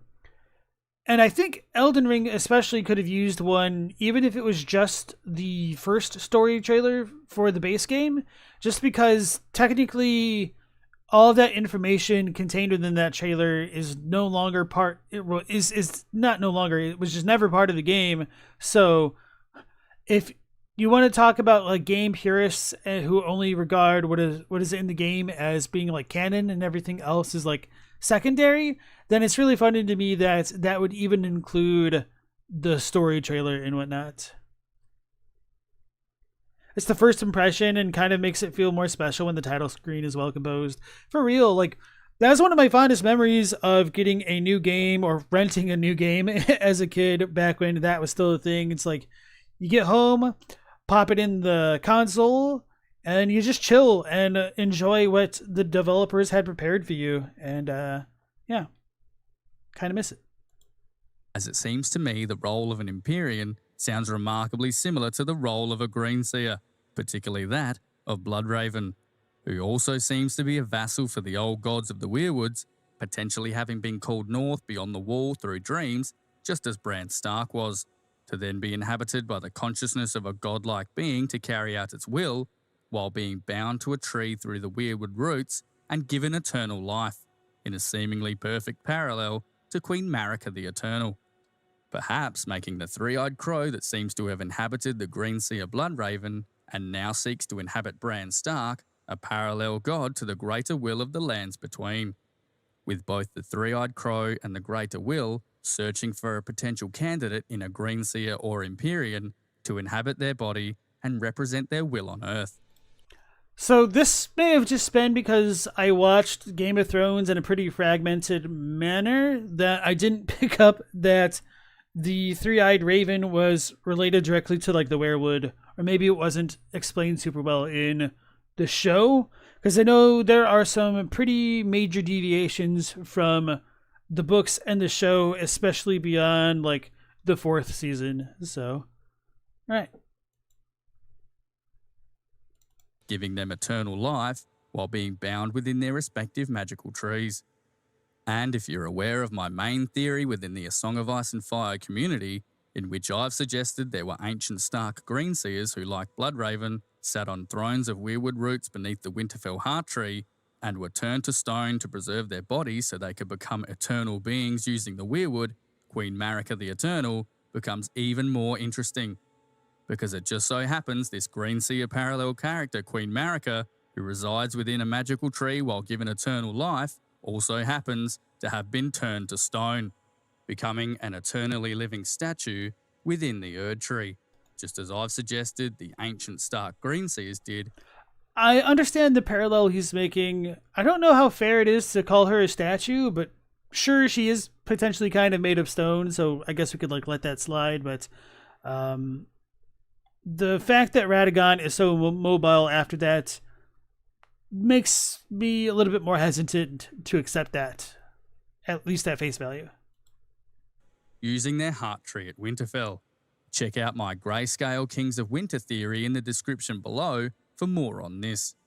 And to further this connection between Greenseers and Empyreans, it seems that both Bloodraven and Queen Marika are also presented to us as having one singular eye, with Bloodraven missing an eye due to the Weirwood root growing through his eye socket, and Queen Marika seemingly missing one of her eyes due to the loss of half her face when we find her in the Erdtree at the end of Elden Ring. And that one is a lot more contentious because it also seems as though she might be missing her right eye, but she's just kind of like missing her left eye as well as its socket and a significant chunk of her head. So that one I think is a lot more arguable. With both of these singular-eyed characters being a clear reference to the Norse god Odin, a mythological figure who George often draws on for inspiration.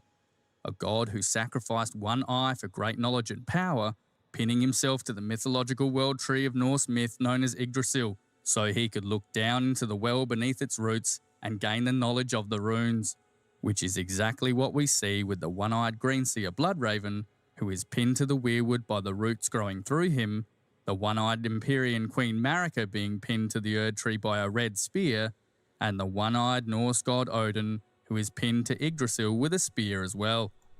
And I guess I didn't really bring this up in the context of the Norse video we watched was yesterday, but I don't know if I would agree that Marika got the runes like for the first time from being impaled on the Erdtree and whatnot, because we're also told that the two fingers kind of gave them the words of their faith. So I think the rune analogy should be more pertaining to the two fingers, despite how much I do think Marika is similar to Odin and whatnot. And then Paisan, nice to see you again. How's it going? Only further connecting the Empyreans of Elden Ring and the Green Seers of A Song of Ice and Fire, and suggesting their inspiration from the mythological figure Odin. And if we look to the next Green Seer, Bran Stark, we find even more interesting parallels between these two respective magical beings, and more inspiration drawn from Odin. Because it seems another aspect of being chosen as an Empyrean in the lore of Elden Ring is to be granted a shadowbound wolf by the greater will as a vassal and protector.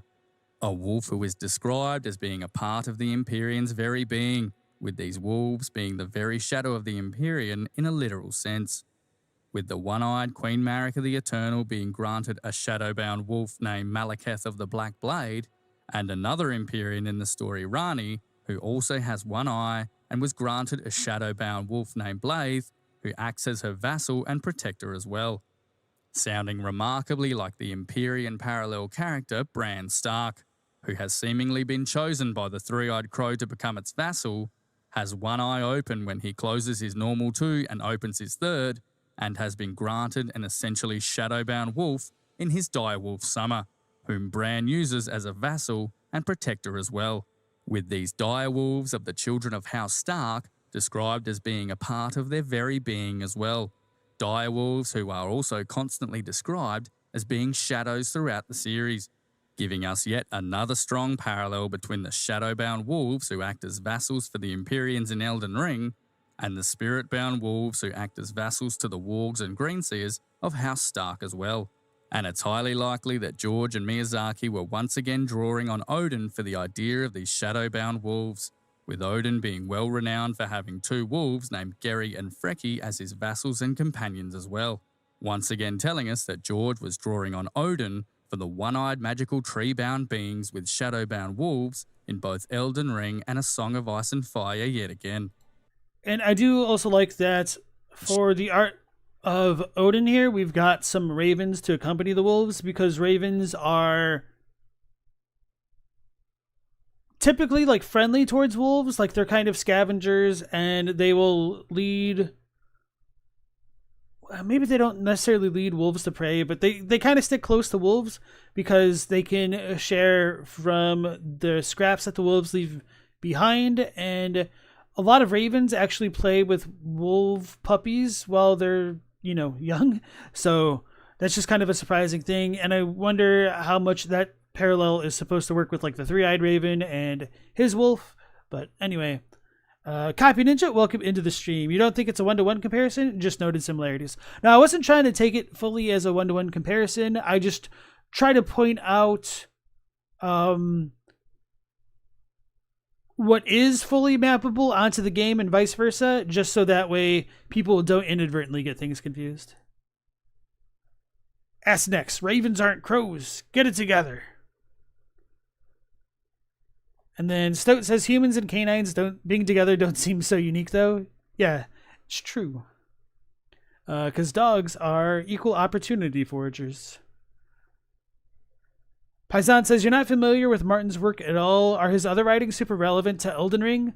So we watched a video a long time ago. I'm trying to remember.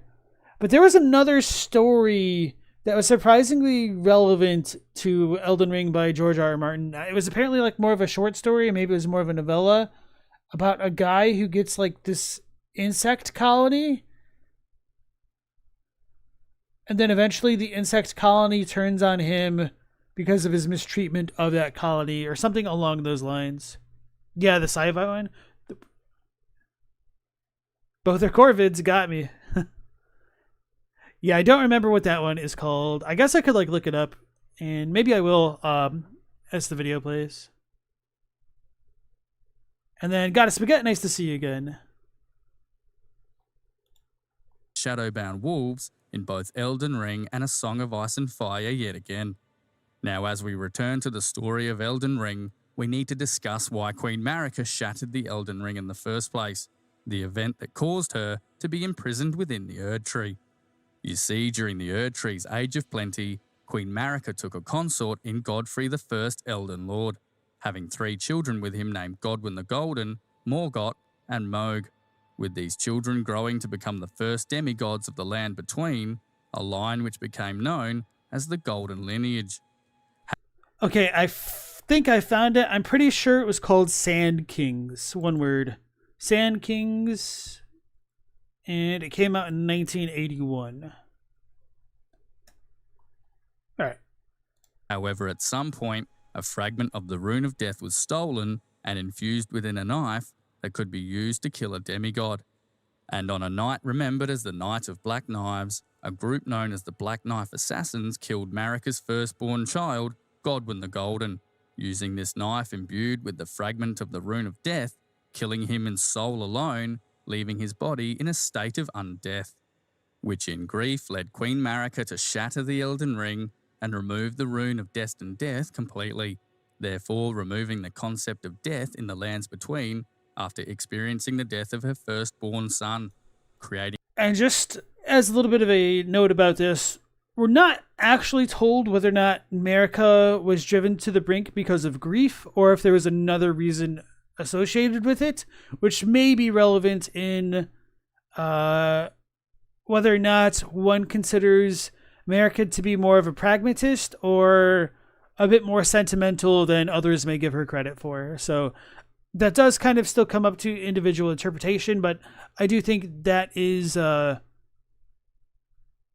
noteworthy in trying to be as precise as possible about that. The new laws of reality known as the Golden Order, laws which halted the natural cycle of life and death, leading Queen Marika to become known as Queen Marika the Eternal, becoming imprisoned within the Erdtree. And it seems as though... Hold on, I want to listen to that line again. ...concept of death in the lands... Let me back it up. ...which in grief led Queen Marika to shatter the Elden Ring and remove the Rune of Destined Death completely, therefore... Oh, wow, I totally missed that part. Yeah, let me back it up a little bit farther just because maybe... Yeah, hold on. And on a night remembered as the Night of Black Knives, a group known as the Black Knife Assassins killed Marika's firstborn child, Godwyn the Golden, using this knife imbued with the fragment of the Rune of Death, killing him in soul alone, leaving his body in a state of undeath, which in grief led Queen Marika to shatter the Elden Ring and remove the Rune of Destined Death completely, therefore... Right, so the removal of the Rune of Death actually happened way before the Night of the Black Knives happened, so he's wrong on this point, but nonetheless, most of his other factoids are still correct, and I don't really think this will change too much despite everything, because this is just meant to be a summary, although maybe the way that he ties it into the ASOIAF parallels might influence my opinion on that. We'll see. Or removing the concept of death in the lands between after experiencing the death of her firstborn son, creating the new laws of reality known as the Golden Order. And yeah, that is just demonstrably false because Miquella and Radahn had to have already given each other their incantations before Marika was imprisoned and whatnot, and so the Golden Order most certainly predates the Night of the Black Knives. Because how else would Ranni have gotten the Rune of Death to kill Godwyn? Laws which halted the natural cycle of life and death, leading Queen Marika to become known as Queen Marika the Eternal, becoming imprisoned within the Erdtree. And it seems as though the Erdtree then replaced the process of life and death in the lands between, with the roots of the Erdtree receiving the souls of the dead back into the tree so they can potentially be reborn again from the Erdtree itself. Check out Tarnished Archaeologist's amazing video on Erdtree births in the that explains it. Description for more on this excellent theory. Essentially using the Erdtree to replace the cycle of life and death in the lands between by enforcing its new laws of reality, a law which came to be known as the Golden Order, an order of immortality and resurrection, something which is supported by the fact that the spirits of the demigods we defeat throughout the game are hewn into the Erdtree upon their death. In fact, there even exists an important death ritual in the lands between, in which the bodies of the dead are given to the roots of the Erdtree in what is referred to as an Erdtree burial, something we'll discuss later when we compare the Erdtree catacombs in which this process takes place to the crypts of Winterfell. And it just so happens we find this same concept of the spirits of the dead returning to the tree and bodies being given to the roots beneath the earth when we look to the Weirwoods of A Song of Ice and Fire as well. As we hear that when the children of the forest die, their spirits pass back into the trees as well, becoming a part of a collective consciousness within the Weirwoods whose memories store the history of the world. And just as we find in the roots of the Erdtree, it seems the bodies of the children of the forest are given to the roots of the Weirwood as well, with Bran witnessing a chamber full of singers who have been given to the roots deep within Bloodraven's cave. And just as Hold on, let me go ahead and read that quote on the bottom. That might be relevant. of the forest are given to the roots of the Weirwood as well, with Bran witnessing a chamber full of singers who One was full of singers enthroned like Brynden in nests of weirwood roots that wove under and through and around their bodies. have been given to the roots deep within Bloodraven's cave. And just as the idea of being born again from the Erdtree has been speculated within the Elden Ring community, I've also theorised throughout my Stone Kings of Winter series that people can also be reborn from the roots of the Weirwood as well, with their spirits residing within the Weirwoods, while their body is given to the roots, so these heroes can be reborn again thousands of years in the future. And it seems this idea of both the Erdtree and the Weirwood playing a Could you guys just imagine how terrible it would be to be possessed by the ghost of somebody who's like literally 1,000 years old right now? Like, what if you're okay? New isekai idea, guys. You are a teenager going to high school, and your body gets possessed by the soul of somebody 1,000 years old, and they're about to fail your new algebra test because they don't understand that stuff at all. part in this process of life, death, and resurrection is once again rooted in real-world mythology. You see, Isn't that just Yu-Gi-Oh? Full disclosure, I've not really watched Yu-Gi-Oh. That is Yu-Gi-Oh? Is it? Okay. Remember how I said new idea? Pretend that Yu-Gi-Oh didn't exist. Now it's a new idea. Well, to be fair, I mean, I guess this isn't entirely a new idea because it's also in Hikaru no Go. So, it's been done before. But at least the ghost in Hikaru no Go just didn't give a damn about anything other than playing Go. throughout human history and myth, the symbol of the tree has been used to represent the life and death cycle that occurs in nature, with trees absorbing the nutrients of the dead that Hikaru isn't possessed, though? How is he not possessed? I'm assuming this is different from Yugi, then? More like haunted? Okay. If you think that's truly different, feel free to elaborate, but I'm just going to be a little bit skeptical about that. Let me back it up briefly. resurrection is once again rooted in real-world mythology. You see, throughout human history and myth, the symbol of the tree has been used to represent the life and death cycle that occurs in nature, with trees absorbing the nutrients of the dead that have decomposed into the soil and become fertilizer for the tree, with the roots converting the nutrients of the dead into new life, be it new growth, a dense canopy for shade, or ripe fruit for sustenance, allowing the tree to literally process the dead into new life. Hey guys, it wasn't really the Glow-Eyed Queen, it was always the Loam-Eyed Queen.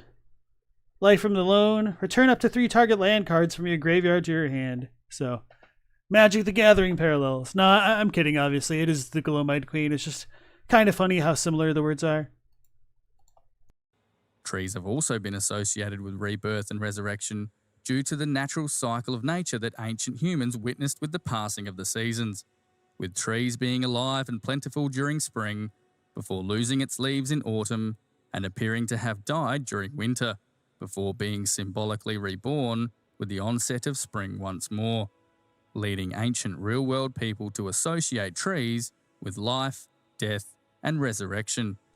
And You know what? That kind of makes me wonder about people who lived closer to the equator and whether or not they felt similarly about trees if there weren't as many distinct seasonal periods in their relative locations.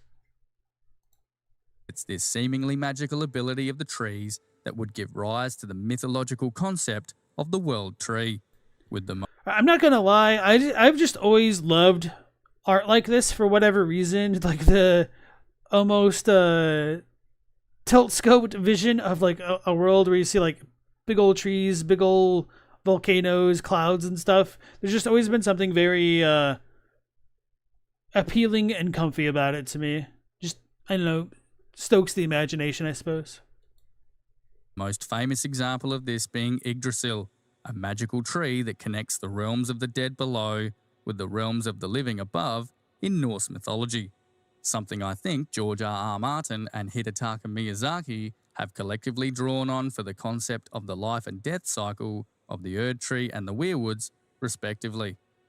We also find an interesting parallel between the Weirwoods and the Erdtree when we look to the sacred grove of Weirwoods on the Isle of Faces in A Song of Ice and Fire, a sacred island full of ancient weirwoods said to be guarded by the Order of Green Men, an order which seems to have been formed around the breaking of the Arm of Dawn and the calling of the Hammer of the Waters.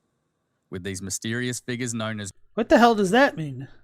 green men, rumoured to have green skin, green hair, and said to have antlers or branches growing from their heads, painting the members of this order of warriors assigned with protecting these magical trees as being anthropomorphized tree warriors, which once again lines up perfectly with the lore of Elden Ring, in which we also find anthropomorphized tree warriors known as the Erdtree avatars, who, as we discover from the item description of their ceremonial staff, arose as guardians of the minor Erdtrees after the shattering, determined to protect the minor Erdtrees.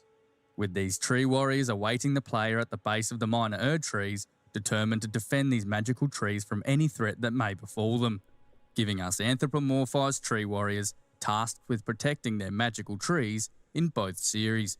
I'm a little bit surprised he didn't bring up the minor Erdtree guardians along with the avatars, because that would have almost made us point perfectly, sans the horn thing, but yeah. With one arising after the shattering of the Elden Ring by Marika's hammer, and the other arising after the shattering of the Arm of Dawn by the Hammer of the Waters. And when we look further into the Erdtree avatars and their suggested role in the lands between, we find even more suggestive parallels. You see, there exists another group of beings in Elden Ring known as warrior jars, who are literally living jars, and it's said these anthropomorphic jars walk the lands between, gathering the bloody remains of great warriors inside them. And it seems as though once these living jars are full, they make their way to the base of the minor Erdtrees, filled with these bloody corpses. And it's highly suggested that the Erdtree avatars we discussed use their ceremonial staffs to smash these jars full of bloody remains at the base of the minor Erdtrees, in turn watering the roots of this magical tree with the blood of great warriors. Hence why we find the shattered remains of a great number of living jars scattered at the feet of the minor Erdtrees. What a terrible pinata. Actually, that'd be a really good idea for like a pinata, having a warrior jar, and just breaking it, and instead of like innards, you get candy. Maybe bubblegum would be a good comparison. Which once again reminds us of the Weirwoods, being magical trees which seemingly require blood as well, with the worshippers of the old gods carrying out ritual blood sacrifice in front of Weirwoods to seemingly water their trees with blood too, just as we hear occurring with the jars full of bloody remains watering the roots of the minor Erdtrees. In fact, this isn't the only suggestion of magical trees in Elden Ring being watered with blood, as we hear of another Empyrean within the story known as Miquella, another son of Marika, who was attempting to grow his own Erdtree, which became known as the Halig tree.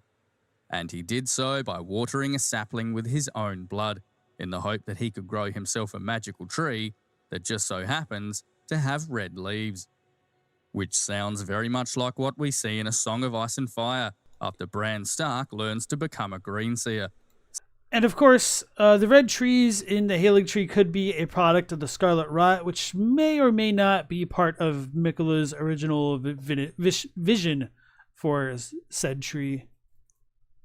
Seemingly progressing backwards through time, vision by vision, to what seems to be the origin of the Winterfell heart tree, where we witness a white-haired woman slitting a man's throat in front of the Winterfell weirwood as a sapling, watering the young tree with blood in what seems to be the event that established this heart tree and woke its magical powers in the first place, giving us magical trees being established through the watering of a sapling with blood in both Elden Ring and A Song of Ice and Fire as well. This is like Grimm's Jack and the Beanstalk. Is that what happens when you go to the market and can't buy anything because you have no money? They just slit your throat and water a tree instead. So, question for y'all. Is a heartwood indistinguishable from a weirwood, or is there some meaningful distinction between the two? Because I remember the face on the tree in the show and whatnot, but I don't remember it being in the keep. I thought it was more like further away. The leaves of the Empyrean Blood Virgin are red too. That's a good point, that they're watered. Yeah, I can see that, yeah. Which is annoying because it said that it's watered with golden blood, but anyway. Fair enough. Nectarine says, heart trees are special weirwoods that have been carved. And I'm assuming carving is of some specific significance, usually in Godswood. Not entirely following, but thank you for the answer nonetheless. And the reason Miquella was attempting to grow his own Erdtree is because he was cursed from birth with eternal youth, growing his Haligtree where he would cocoon himself within the roots of the tree to be reborn as an adult. Which leads me to yet another Empyrean Greenseer parallel, as when we visit the roots of the Haligtree, we find the place where Miquella's cocoon used to be before being stolen away. And rather symbolically, the roots of the tree he wished to be reborn from are in the shape of a woman, with the location of Miquella's cocoon being where the woman's womb would be, making this tree his symbolic mother that he wished to be reborn from. Which is interesting because we consistently... And I do like the language that he uses here, and that might tie into some of the weirder stuff that I was mentioning on last night's stream about how the Shadow Tree spurning all, wishing to wound all might be kind of analogous to what's going on with the Formless Mother. And so if you take that idea of the Formless Mother potentially being related to something like the Shadow Tree, then does that have any relation to Miquella and the Haligtree? Also, the fact that Moog abducts Miquella and he serves the Mother of Truth, is that supposed to be indicative of something more? I don't really know, but anyway. See the Weirwoods symbolically referred to as the mothers of Greenseers as well within A Song of Ice and Fire, with Bran Stark being described as having the roots of his Weirwood throne, cradling his limbs as a mother does a child while in Bloodraven's cave. In fact, we even see this same symbolic language around Bloodraven when we first encounter him beneath his Weirwood beyond the wall as well, describing the roots of his Weirwood throne as embracing his withered limbs as a mother does a child, just as we see with Bran, presenting the Weirwood roots as the symbolic mother of Greenseers, just as we've seen with the Haligtree roots being the symbolic mother of the Empyrean Miquella in Elden Ring, and possibly furthers my... So, A Dance with Dragons came out in 2011. That means George played Fallout 3 Confirmed and stole that idea.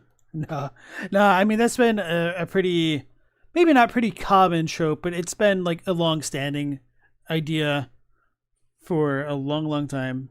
Anyway, Stout says, wouldn't the Formless Mother be closer to the Briars because of the thorns and being able to inflict wounds to them? Which is bizarre since Radahn is the one connected to the brambles.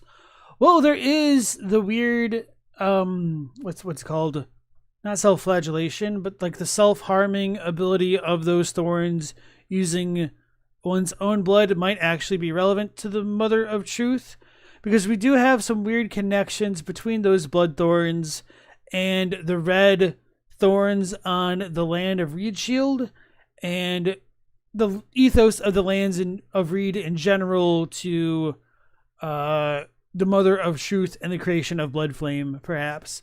But a lot of that stuff is very nebulous, so that wouldn't really be something that I push too strongly. I'm just saying, like, what if, guys? And then, letting everyone's imaginations run wild if they choose to. My theory of ancient Greenseers being reborn from the symbolic womb of the Weirwood roots deep in the crypts of Winterfell. With these ancient Stark heroes being given a sort of Weirwood burial behind the sealed area at the bottom of the crypts, given to the roots of the magical tree above so they could be born again in the future from the roots of the tree. An idea which finds an excellent parallel in the lands between as well. You see, as we explore the lands between, we find several gates in cliffsides that lead us beneath the earth into areas referred to as Erdtree burial catacombs, seemingly sacred areas beneath the earth filled with the roots of the Erdtree, with these catacombs having a sealed chamber that we access at the end of the area, in which heroes are given what is referred to as an Erdtree burial, where their bodies are given to the roots of the Erdtree upon their deaths, sounding remarkably like the burial customs of House Stark, in which we find the ancient kings of winter given a seemingly important burial in a crypt beneath their ancient Weirwood as well. I feel like I'm having deja vu, or that he's just repeating himself a little bit too much right now. A burial in a similarly sealed area at the very bottom of the crypts, in which I'm suggesting these first Stark kings were given the Westerosi equivalent of an Erdtree burial, being seated on a throne of Weirwood so they could be reborn from the tree as stone guardians of the Winterfell crypts. And remarkably, while we explore these Erdtree burial catacombs, we actually find reanimated statues coming to life to defend these sacred sites. You see, when we enter the sealed chamber where the Erdtree burials take place, we encounter an animated stone guardian known as an Erdtree burial watchdog, an animated stone statue of a dog that guards these burial sites beneath the earth, which come to life in the catacombs beneath the lands between, bringing to mind. How wild is it that we didn't get more Erdtree burial watchdogs in the Shadowlands? Ones with even like worse variants. A Deathblight one. Oh god. Find the stone direwolves of the Kings of Winter in the Winterfell crypts, stone watchdogs who are repeatedly suggested as coming to life in this burial site beneath their ancient Weirwood, with Ned noting that the shifting shadows made the stone figures of the Kings of Winter and their stone watchdogs seem to stir as the living passed by. Something he also witnesses in dreams, with Ned noting that these stone direwolves turn their great stone heads and snarled as he passes in his dream, and something Theon even imagines while down in the crypts as well, noting that the eyes of the stone direwolves followed them as they passed, giving us animated stone watchdogs within burial sites beneath magical trees in both A Song of Ice and Fire and Elden Ring as well. And I think both George and Miyazaki have drawn on myth yet again for inspiration for these dogs who guard the symbolic underworld of the Winterfell crypts and the Erdtree burial catacombs. I just wanted to say that art of the Erdtree burial watchdog is so good. I think I saw it on Reddit way back when it got initially posted, but it's just this is like one of my favorite kind of thing that I was really glad that Elden Ring was able to incorporate, and I wish they did more stuff like this. As I've said time and time again, like more of the artifice type enemies, so like the flame chariots, Erdtree burial watchdogs to a degree, the little imp golems, even though they're just thralls but reskinned. Yeah. The symbolic underworld of the Winterfell crypts and the Erdtree burial catacombs.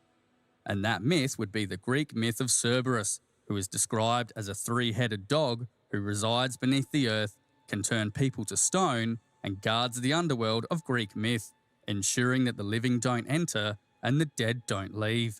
And to seemingly confirm this source of inspiration, we actually find some of the Erdtree burial watchdogs as having three faces, in a very clear reference to the myth of Cerberus, the watchdog of the underworld and the guardian of the dead. This is not related to this at all, but now I'm like left wondering, what the hell is the point of the multi-faced gargoyles? Because we get no elaboration from the DLC. Is this just another Nox thing that got cut? I guess we don't even really get any of the big Valiant gargoyles in the DLC, which I'm fine with because I kind of hate them. But I just hate them because they're tough. I don't like actually really hate them.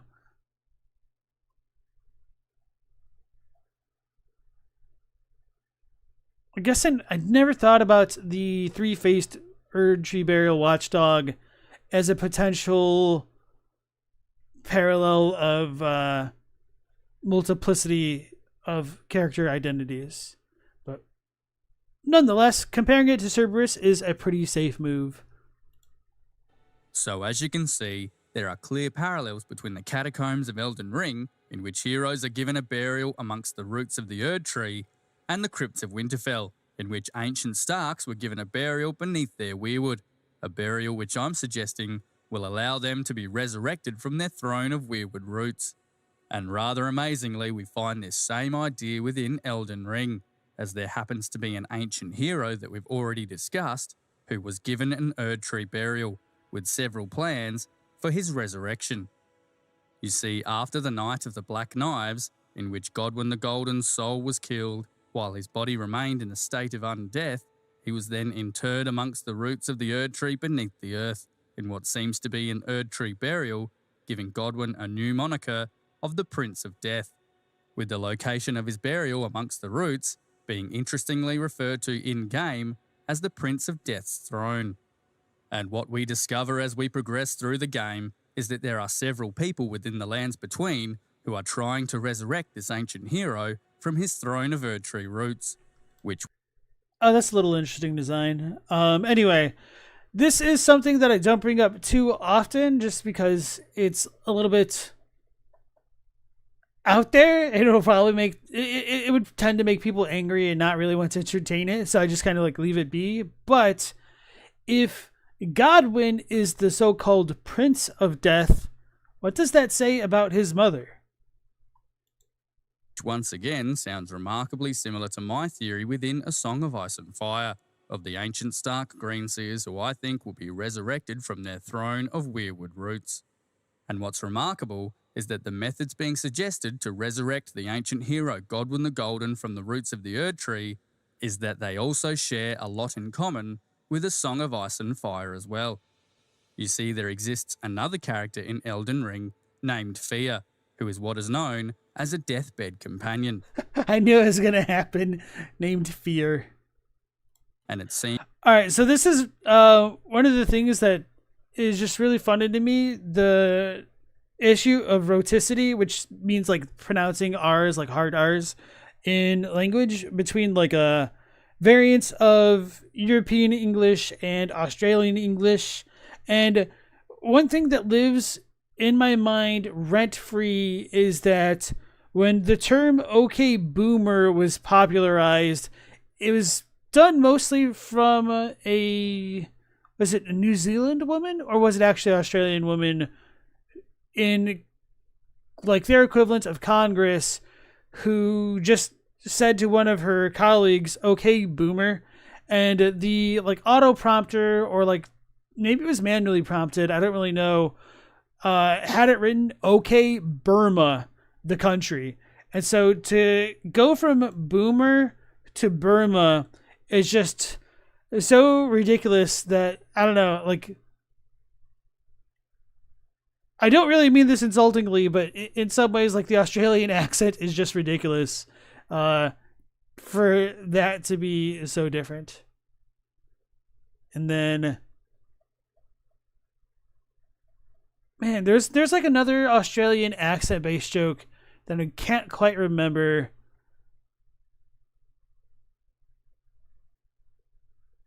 Kind of like how Scottish people can't say "purple burglar alarm." But the only Australian thing that I can remember accent wise that's kind of like the purple burglar alarm thing is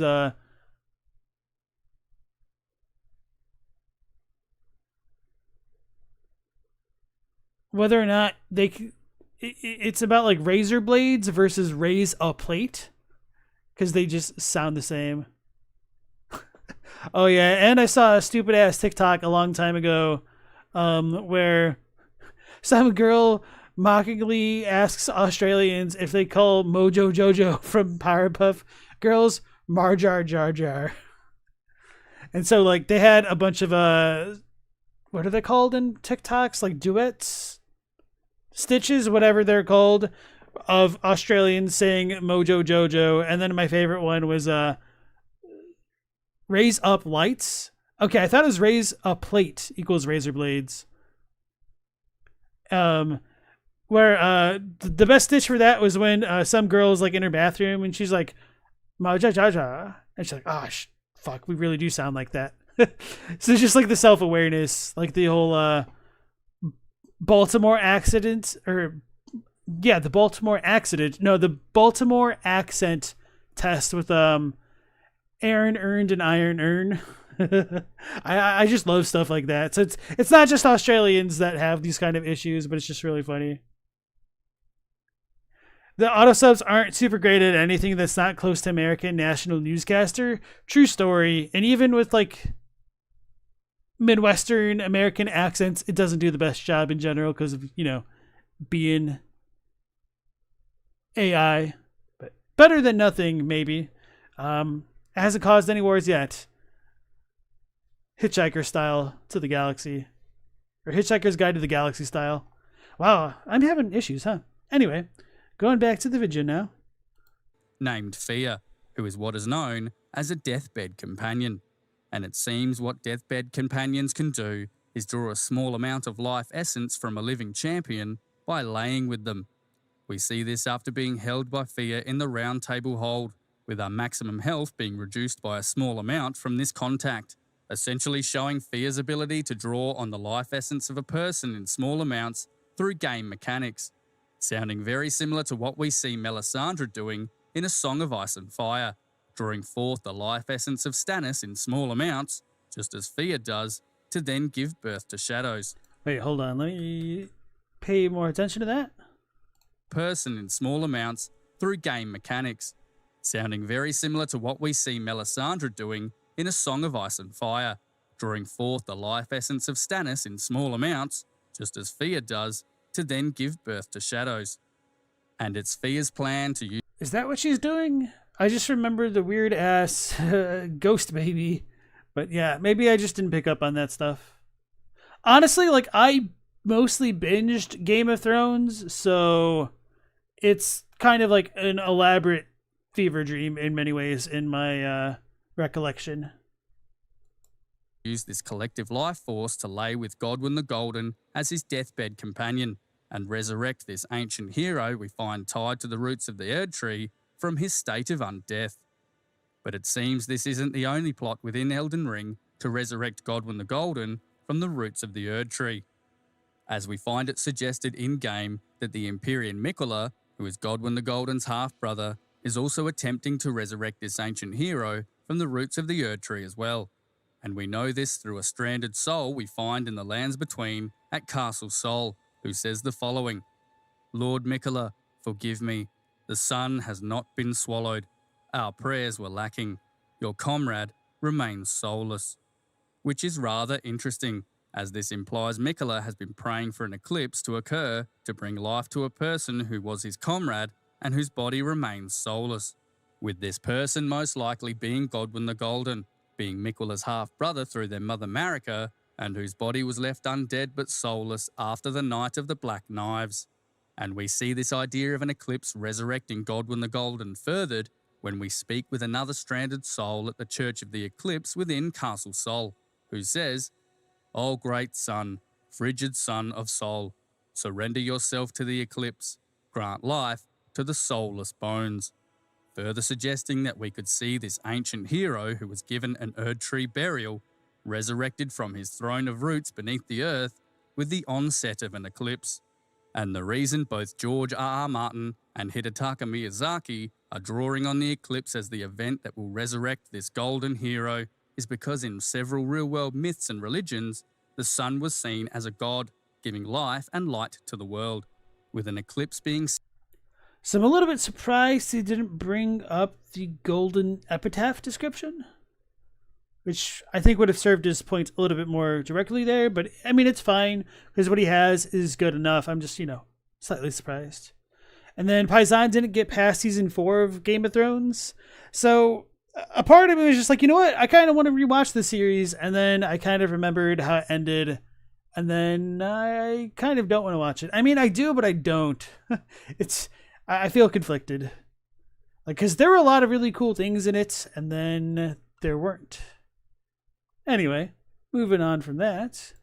Seen as the death and resurrection of this sun god, with his light and life being stripped from the world while the moon covers the sun and plunges the world into darkness, before being symbolically reborn and resurrected as light returns to the world after the moon passes out of the sun's path. Which is interesting when we think about Godwin's moniker being Godwin the Golden, associating him with golden light and therefore the sun, making... Honestly, when I was looking at this in the preview, I kind of thought it was depicting Midra, and I didn't think anything of it. When was this made? 3 months ago, so right before the DLC, essentially. Oh, that's bold, to release a really big video right before the DLC. Making him a symbolic solar deity as well, a golden demigod who, just like real-world myth, we could see literally resurrected with the onset of an eclipse in Elden Ring. And if Miquella's goal was to cause this solar eclipse to grant life to the soulless bones of his half-brother, this makes perfect sense as to why Miquella's twin Melania, the Blade of Miquella, fought against another of the demigods, Starscourge Radahn, so fiercely. You see, we learn throughout the game that Starscourge Radahn had been using gravitational powers to hold the stars in place for some time. Nah, bro, isn't it obvious that Miquella had a crush on Radahn? Get with the times, yo. Something we learn when we witness the stars begin to move again after we defeat General Radahn in-game. An event which has technically now set in motion the solar eclipse, something which was previously not possible while the cosmos was held in place. So perhaps Miquella sent his twin Melania to defeat General Radahn so the stars could once again move, and the solar eclipse that would resurrect his half-brother Godwin the Golden would once again be possible.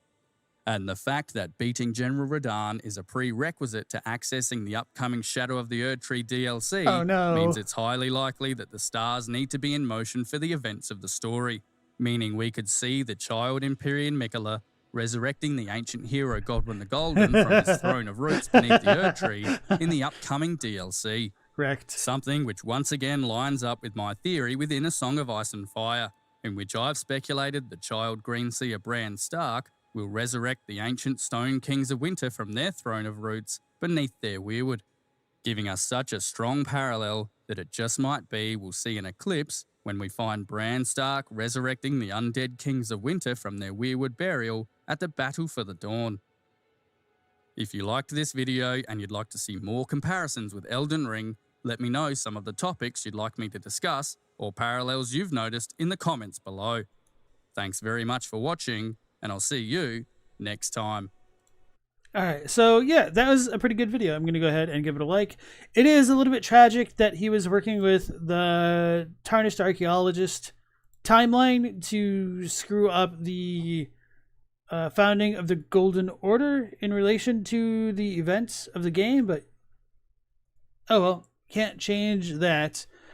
Hope he enjoys the Godwin boss fight. He got a different DLC than us.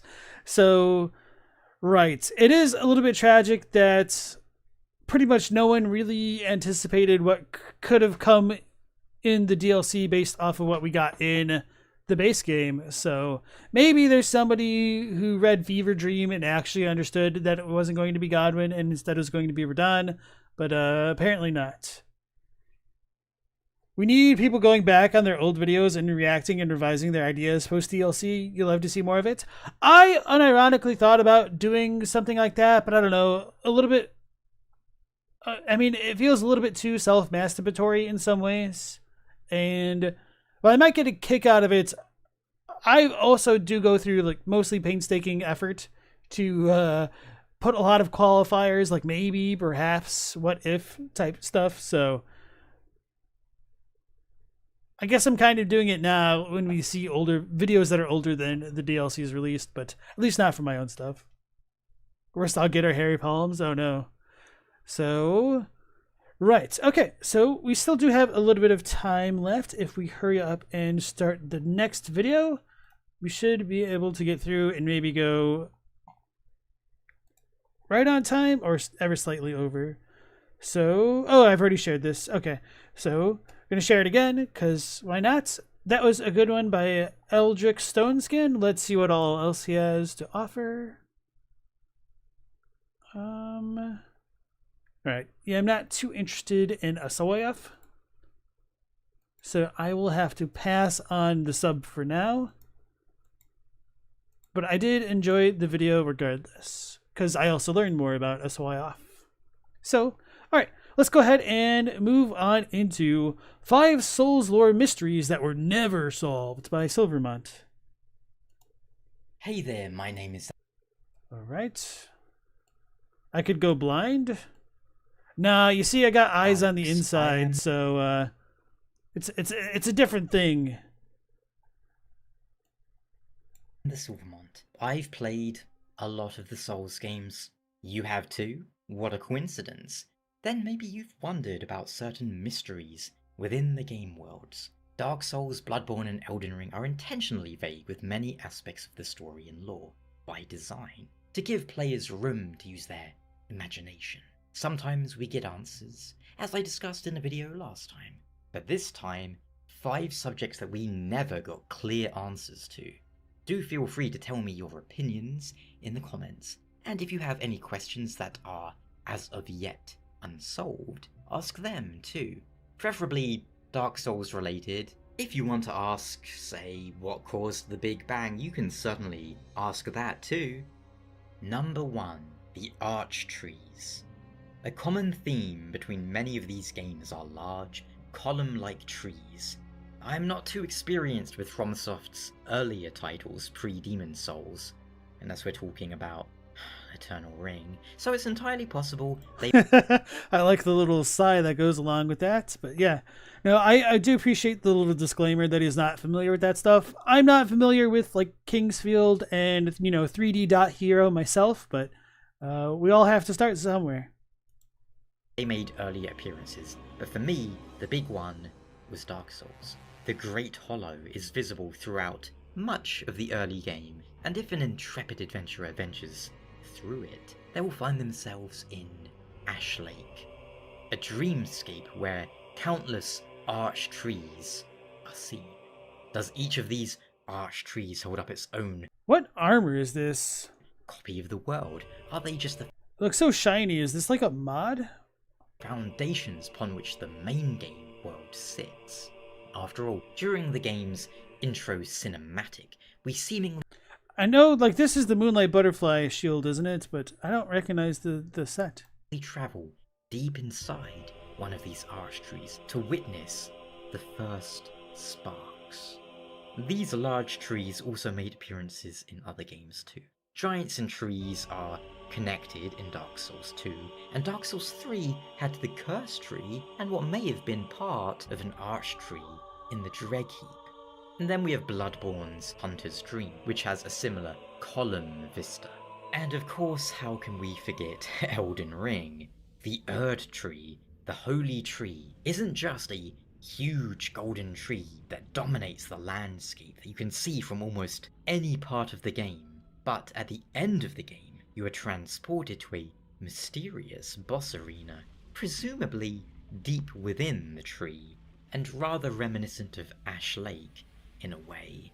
Whether or not the Elden Beast is merely using a reality marble, it was a familiar sight to many players. Do all of these trees suggest the game share a universe? What's a reality marble? Like, the only thing that comes to mind is the galaxy being on Orion's belt in Men in Black. I have a feeling that's wrong, but that's like the only thing I could think of. And at least you guys are saying that armor looked too good for DS1. So at least I'm not the only one who was like, wait, what is this? Because I feel like I have some passing familiarity with almost every item in the games, although I don't always wear them to remember what exactly they look like. So I was really confused because it looked like something I'd never seen before. It's kind of giving Anno Londo guard armor vibes. Interesting. It's a Fate reference? Fate Stay Night thing. Okay. It's kind of a weird thing to throw in a somewhat unrelated video, but okay. Thank you guys. It basically makes an area that reflects the soul of the owner, or so you read. Okay, read from a friend, perhaps. That makes sense. So it's kind of like a liminal space maker. All right, I'm gonna back that up because I got too distracted by that.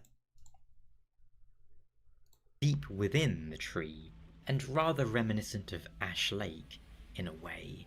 Whether or not the Elden Beast is merely using a reality marble, it was a familiar sight to many players. Do all of these trees suggest the game share a universe? Is it the FromSoft game-matic universe? Are they each taking place on a different tree or in a different tree? Does Miyazaki just really like big trees? We may never know. But... And of course, wait, did he list Demon Souls? I don't think he did. There is the possibility that the old one is kind of like a tree. This is kind of a topic that I might want to explore a bit more, because this comes up quite a bit in maybe just Japanese games, or maybe not like just Japanese games, but a little bit more common than I would have expected. And also, what's his face? What is that author's name? Patrick Rothfuss in The Name of the Wind kind of has a similar evil tree kind of thing going on, but that's a little bit different. So Final Fantasy V has X-Death as an evil tree. Big spoiler warning, by the way. And I think it's a really interesting idea if it's done well, but FromSoft does seem to take that idea and run a bit of a different direction with it, which is something I enjoy. Dragon's Dogma 2? Okay, cool. But there are plenty of holy trees within the world's mythologies you might draw parallels to. The most common, in regards to souls, usually being the world tree of Norse myths. Number 2. The Furtive Pygmy. This is... So he's saying the archtrees themselves were a mystery? Oh, maybe as like their purpose or how they existed, I guess. That's like a weird thing to list to me as mysteries that were never solved. And so this is headcanon, by the way, but the way that I envisioned the archtrees working is that back in the time when dark was undifferentiated from light and all was a kind of consumed in the shapeless gray fog, the archtrees had the capability of possessing both life and death, or like light and dark essentially, because it's gray. And after the Age of Fire comes to an end and the Age of Dark doesn't really exist, because without fire you can't really have dark anymore, then I think the denizens, or the former denizens of the land, kind of regress into the form of the gray fog, and they all become trees or crags and things like that, which I think is what we get going on in Lothric Castle and the High Wall in Dark Souls 3. And Stoat is saying the many trees in the Elden Beast fight was the mystery. True. Paisan forgot about the furtive pygmy as the mystery. All right, let's back it up slightly then.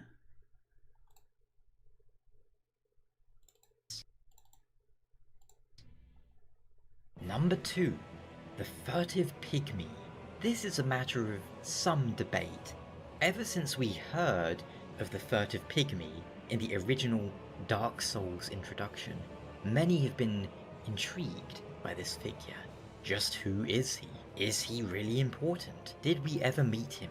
Once the Artorias of the Abyss DLC was released, a rather common theory arose that Manus, the father of the Abyss, that confounded quintessence of humanity, was, in fact, the Furtive Pygmy. I think that's a valid theory, but it was never confirmed, and in my opinion, given all the information we have, Dark Souls 3's Ringed City gave us quite a bit, in fact. To me, the Furtive Pygmy was simply the first human to find the Dark Soul. Most lords maintained their souls, whereas the pygmy appeared to split his with others of his kind. The pygmies, I believe, are just humans, named such because they were tiny in stature compared to the Lord race, that is to say, Gwyn, his knights, and so on, and of course giants. Naturally, the exact nature of this is all obfuscated, but we do know that there are pygmy lords, pygmy kings even, and these lords presumably held greater portions of the Dark Soul, which led Slave Knight Gale to hunt them down and nibble on them. As to whether or Do you love the stereotype that everyday man is forgettable? Well, kind of true. But Joji Poji, nice to see you again. So about the furtive pygmy potentially being Manus, I do think there is a bit more in support of it when we take in, what's his face? Chester's dialogue about Koth telling the people of Ulasil to upturn the grave of quote-unquote primeval man. So that might make the grave of the primeval man extend further in the past than the Ringed City, but we don't really know that. And of course, that is a big old stretch by all things considered. But with that being said, I tend to believe that Manus was the furtive pygmy. If for no other reason, then I think it thematically supports how we need to kill the first bearers of the souls in the base game. And I think it would go well if we needed to kill the furtive pygmy or whatnot in the DLC. But of course, that's just my interpretation on things there. or not Manus is the furtive pygmy, it could go either way, frankly. But Dark Souls 3 slightly throws Manus and the Abyss for a loop with all the new information revealed. Goff told us that the Dark emanated from Manus himself. Take that as you will. Number 3, All-Father Lloyd. Another figure from the first Dark Souls who never showed up. Lloyd is an interesting one. So I'm a little bit surprised that we've got 3 Dark Souls ones in a row. Okay, so maybe we finally get some Dark Souls 3 stuff? I was just curious if it's all like, okay, the parentage of Yorshka, I'm assuming. Okay. If we were discussing this prior to Dark Souls 3, we would have a rather different set of information to go by. Either way, in the first Dark Souls, Lloyd was referred to as the uncle of Lord Gwyn, and a high-ranking deity or figure in the Way of White. All-Father is a title often attributed to Odin, and in Gwyn's absence, it seems Lloyd effectively took his position as the chief deity, in the human world at least, as the chief god and the overseer of lore. There is, I believe, some confusion stemming from the White Seance Ring, a divine ring entrusted to the head bishop of the Way of White, and apostle to All-Father Lloyd, uncle to Lord Gwyn. The head bishop of the Way of White is the guardian of law and caste, and one of the great royals of Thoroland. A lot of people read this and assume Lloyd is the head bishop, but to me it is clear they are 2 separate figures. There is Lloyd, and then his head bishop, who is the great royal of Thoroland. I checked in the Japanese description and that backs it up too. The apostle of the primary deity, Lloyd. Yeah, here I was off on the side looking into it myself. Either way, Lloyd oversaw the undead hunts, and his warriors were outfitted with various equipments to better aid in that pursuit, such as the infamous Lloyd's Talisman.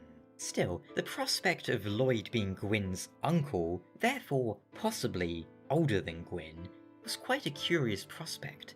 I remember people wondering that if we got a Dark Souls 2, perhaps we would end up fighting Lloyd as the final or penultimate boss. In truth, Lloyd never showed up. However, Dark Souls 3 did give us some interesting new information regarding him. Much time has passed since the worship of Lloyd was common in the Way of White. The clerics of Karim had always strongly asserted that Lloyd was a derivative fraud, and that the Allfather title was self-proclaimed.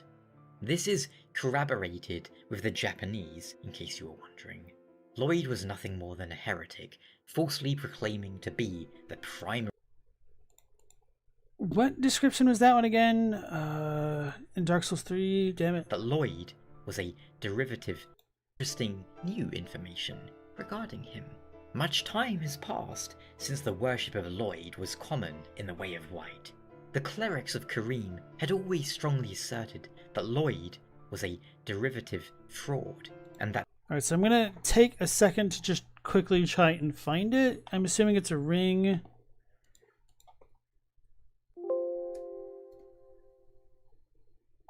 Alright.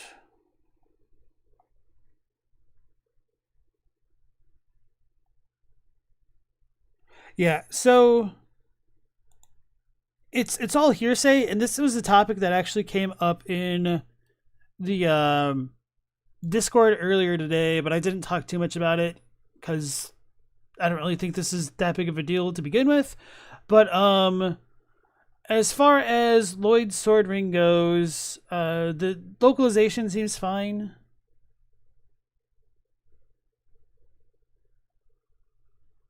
Yep.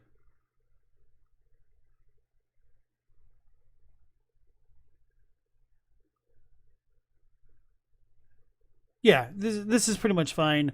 But anyway, regardless of the authorial canonicity of the item description, it is very clear that it is an expressing an opinion on behalf of a specific group. So I don't take this to be an ironclad explanation for Lloyd's status being self-proclaimed. I think it's what these people of the religion would like to believe, because they believe that Gwyn and whatnot is the true Allfather as opposed to Lloyd. And there is some other stuff to consider, like whether or not Lloyd is considered the Allfather to the people in the realm of humans or whatnot, whereas Gwyn could be the god in the realm of gods of Lordran and whatnot. So that might be worth consideration there. And because Lloyd is called the actual Allfather in DS1, let me double check if...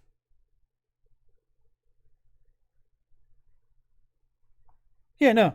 So in DS1, it says that it belongs to Allfather Lloyd. I was a little bit confused because it's like, wait, where is it? Because it appears first in the Japanese and it's like a little bit later here. It's not written as hearsay. It says that like it is the apostle of Allfather Lloyd. And of course, one might be able to argue that Allfather is a title and isn't necessarily true, in the same way that if Lloyd does proclaim himself Allfather, then this might, like, he could still be considered Allfather even if he isn't actually the Allfather.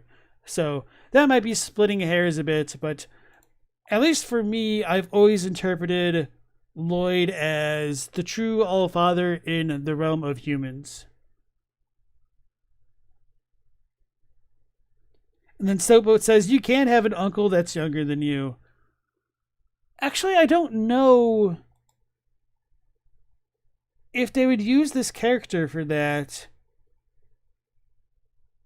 I would need to... Yeah, I guess I don't actually know what you call an uncle that's younger than you in Japanese. I wonder if they have a specific set of kanji. I might need to look into that. Because part of the reason why I bring that up is it's not a big deal to say uncle in English, but it is kind of a big deal in Eastern languages, at least for Korean and Japanese.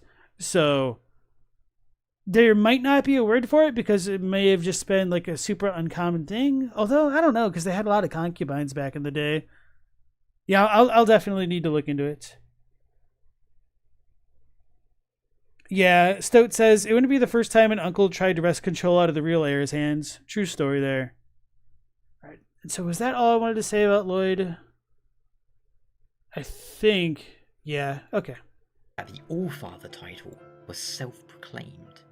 This is corroborated with the Japanese, in case you were wondering.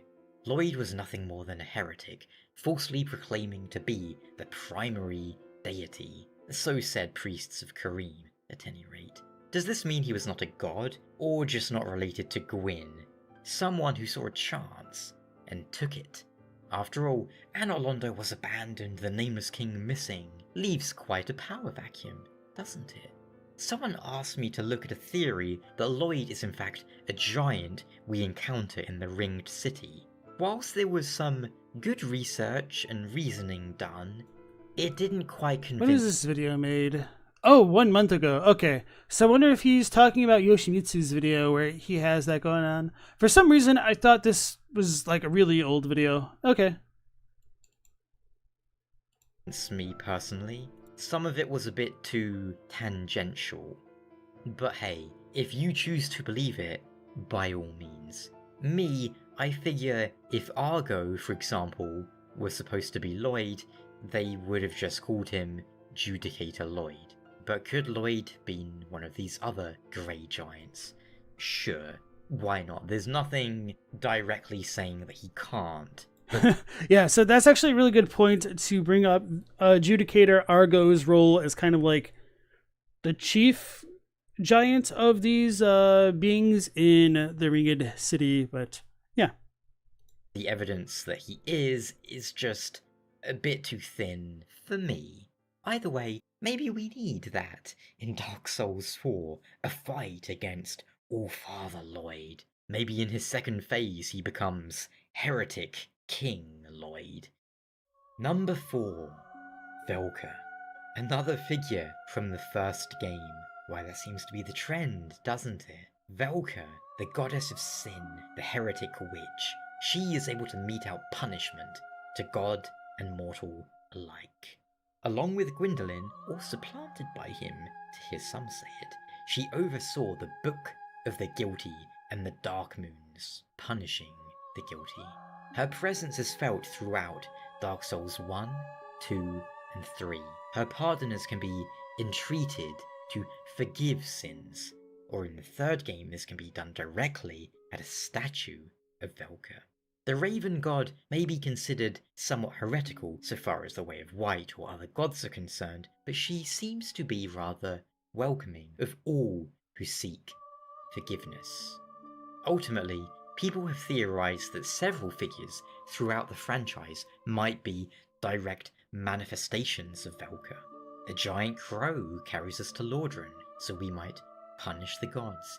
Zully the witch, cursed to take human form. Some have even said Carla in Dark Souls 3. Not to mention the when he said Zully the witch, I thought he was talking about the YouTube channel for a second. Trader crows such as Snuggly. I've never put too much stock into any of these. I don't think we've ever come face to face with Velka, aside from her statues, but I do think there is at least some connection between the crow, who spirits the chosen undead away from the asylum, and Velka, or the raven, whatever that big bird is. Even if it isn't specifically so that we might punish the gods, I can definitely see Velka having a hand in aiding in our flight from that asylum. Why, it's another figure that could, and should, show up in a theoretical Dark Souls 4, if they ever decide to make it. Yeah, when we finally go to Lordran, or not Lordran, Londor. Along with Lloyd, Flan, and of course, Audio once more. Number 5. Alright, so the Velka stuff, he's definitely on the money there. That might be like the biggest mystery, because we always joke that Velka is anybody that we don't understand in the lore community, for good reason, because her lore suggests that she should be really central to the game of Dark Souls 1, but she's just kind of not anywhere, and we're just left hanging. And that sucks. Kind of similarly to the Glowmide Queen in Elden Ring, or Marika in Elden Ring, or Melina in Elden Ring, or you get the point.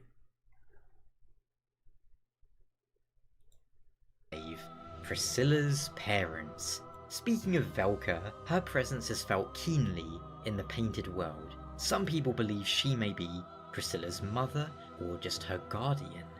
Our crossbreed has many figures theorized as her parents. In fact, I think I've heard just about every possible NPC put forth at some point, from Andre to Siegmeyer, and everything in between. The most common theories are Seath and Guinevere. She's a crossbreed with some dragon-like qualities and white scales and fur. We only know one white dragon. Guinevere's handmaidens can be found to some extent as Pisaka in the Duke's archives, which is one reason people think Guinevere was involved. Dark Souls 3 led some people to think Gwendolyn is strongly involved too, for he's protecting the Painted World, insofar as much that he was protecting Anor Londo, which houses it. We have Yorshka, who bears a faint resemblance to Priscilla and thinks of Gwendolyn as her brother. This led to quite a furor, in fact. Was the Nameless King Priscilla's father? Did Gwendolyn sire Yorshka upon Priscilla? Just what on earth is going on with Gwyn's family and their bizarre connection with dragons? Are they all furries? Only Miyazaki knows. I thought he said fairies, but the fact that it says furries here makes that a lot funnier to me. Damn it. What was I going to say? Right, so I have a video about the potential parentage of Yorshka and whatnot, and I do think there's a really good possibility that Priscilla is the mother of both Yorshka and Gwendolyn specifically, and I don't know if Gwyn had a different wife for the Nameless King and Guinevere or anything like that. And I do think that the conditions for explaining both Yorshka and Gwendolyn as the children of Priscilla makes a lot of sense if you think that Gwyn isn't if Gwyn is not Yorshka's father and Yorshka has a different dad than Gwendolyn, because of the fact that she calls Gwendolyn her older brother, and we're told that Gwendolyn is canonically Gwyn's last born. There is the potential that Gwendolyn is older brother to Yorshka in the sense of like a religious way, so like brother, friar, etc. But I don't really think that works because we do get the item description which confirms that Gwendolyn is her older brother, although maybe it's meant in a metaphorical sense. I don't really get that vibe. And so based off of like what we learned about like the Emerald Herald in Dark Souls 2, I do think there was a good chance that Gwyn may have tried to entreaty Seath to create a perfect vessel capable of holding onto the first flame indefinitely, and their plans ultimately fell to failure, kind of like how Shanalot is a failure. And I think the plan could have been that even though Priscilla could have been a failed experiment by Seath to create a new everlasting dragon type analog, or something with the powers of an everlasting dragon that would live forever, that even if that was a failure, perhaps Gwyn could have had a child with her to make the perfect heir, which might be similar to like what's going on with King Lothric in Dark Souls 3. And just like Lothric is weak and frail, we also have Gwendolyn being weak and frail. So obviously these are a lot of pretty circumstantial connections, but you know, that's kind of the fun of the headcanon when you don't have a ton of concrete physical evidence to support most things. Joji says, you enjoy the streams and vids, but you must say you find Dark Souls lore so much more compelling than Elden Ring lore. I kind of know what you mean, to be honest. Like, obviously there's a lot more fervor into trying to figure out Elden Ring because it's the newest game, but I do think it has a lot more holes than Dark Souls.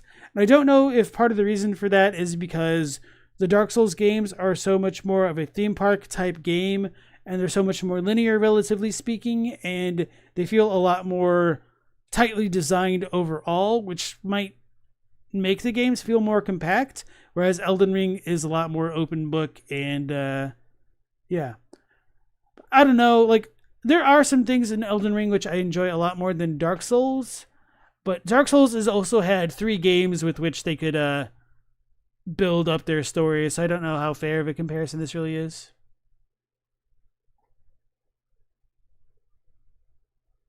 But okay. Yeah, Stella says there's a lot more DS lore to work with. Because how many DLCs does Dark Souls even have? 1, 4, 6. So we've got 3 games and 6 DLCs compared to 1 game and 1 DLC. So, okay. Let's go on for the last minute or so. Knows, and he would probably just advise that we inspect Priscilla's feet, wherein all the answers may be found. Probably. But those are just a few mysteries we've never had answered in a satisfactory way. What are your theories to the above? Do you have other questions or mysteries that were never solved that you still think about? Let me know down in the comments. And of course, if you liked this video, stick around. There'll be more like it. In fact, if you're new to the channel, there's at least 9 billion other videos on Dark Souls lore and Elden Ring lore. And if you really enjoyed it, you can support the channel directly through memberships, Patreons, and all manner of things linked in the description. Thank you so much for watching, and I'll see you next time. So yeah, that was a good video.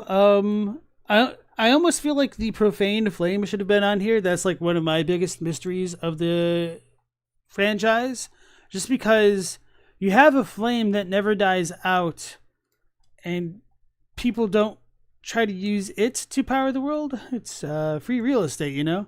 So anyway, that was the video by Silvermont, and I'm going to see what all else they have. 5 Souls lore mysteries that were solved. Dragon's Dogma 2 versus Elden Ring. Shadow of the Erdtree review. I'm a little bit curious about that, to be honest. Oh, I hate the For You category. So there's also... I was going to say he's also doing Baldur's Gate, but apparently not.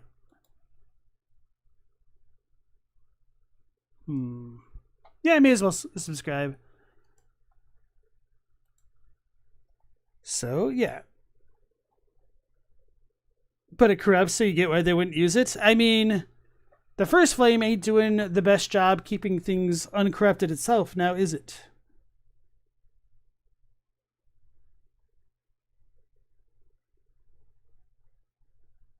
Paisan really likes a lot of the themes used in Elden Ring, and the art direction makes you very much interested in the stories and the lore presented. And then Stella is more Bloodborne, but you think that's just liking horror more than dark fantasy? I don't know, like... I guess in some ways, Dark Souls doesn't go dark fantasy enough for me, but also it does it too much in some ways. Like, it feels a little bit too bleak in some ways, or maybe too empty. Whereas, like, I enjoyed the art style of Lords of the Fallen more, which might be unfair because it's, like, a brand new game, and it's, you know, visually gorgeous, but just, like, the actual design of the armors and stuff is more appealing to me. And... I'm not nearly as interested in Elden Ring in some ways, as far as like the art direction is concerned. I don't know if I like Dark Souls art more than Elden Ring or not. Because mechanically, I like Dark Souls 3. Well... Now, I guess for the Dark Souls trilogy, DS1 is still my favorite, even though I would say like Dark Souls 3 is an objectively better game in many ways. But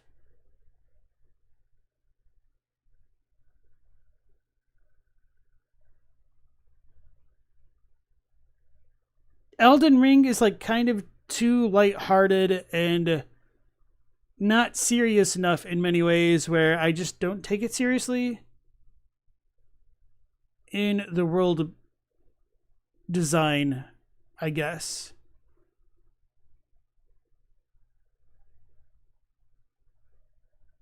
I don't know if that makes sense. I would need to think about this more. And Captini, nice to see you again. Y'all are talking about fashion. You honestly think Gwyn's messing around with it? Up until he went crazy and put the seal of fire on humanity, things were fine. Well, they were good until they weren't. And then Dylan thinks FromSoft came out with Gothic tradition rather than dark fantasy in some ways. And yeah, that might be a fair comparison. And yeah, I am definitely more partial to the way that Bloodborne was presented because I think it does the best job of incorporating the lore into its storytelling and game mechanics. But it's kind of weird though, because I'm not super big into the Victorian stuff, but they just did such a great job nailing it with Bloodborne that it's a chef's kiss right there, baby. Paisan said, Elden Ring has some of the darkest themes and stories in the series, in your opinion, but it's contrasted with the beautiful and vibrant world. Right. And I guess, like, when we saw that story trailer of Marika ascending that throne of blood, I was like, oh, yes, this is what I am here for. And then we don't really get that in the game. And that's kind of like emblematic of Elden Ring's presentation for me in some ways. But okay, everybody, I think that will be it for tonight's stream because we're out of time, don't have more videos queued or anything, so we got through all of them, which is good. And we will be going live again at the same time of 10 p.m. Eastern Standard Time. So, hopefully I'll see you on the next one. Until then, take care, stay safe. That's Protagonist out.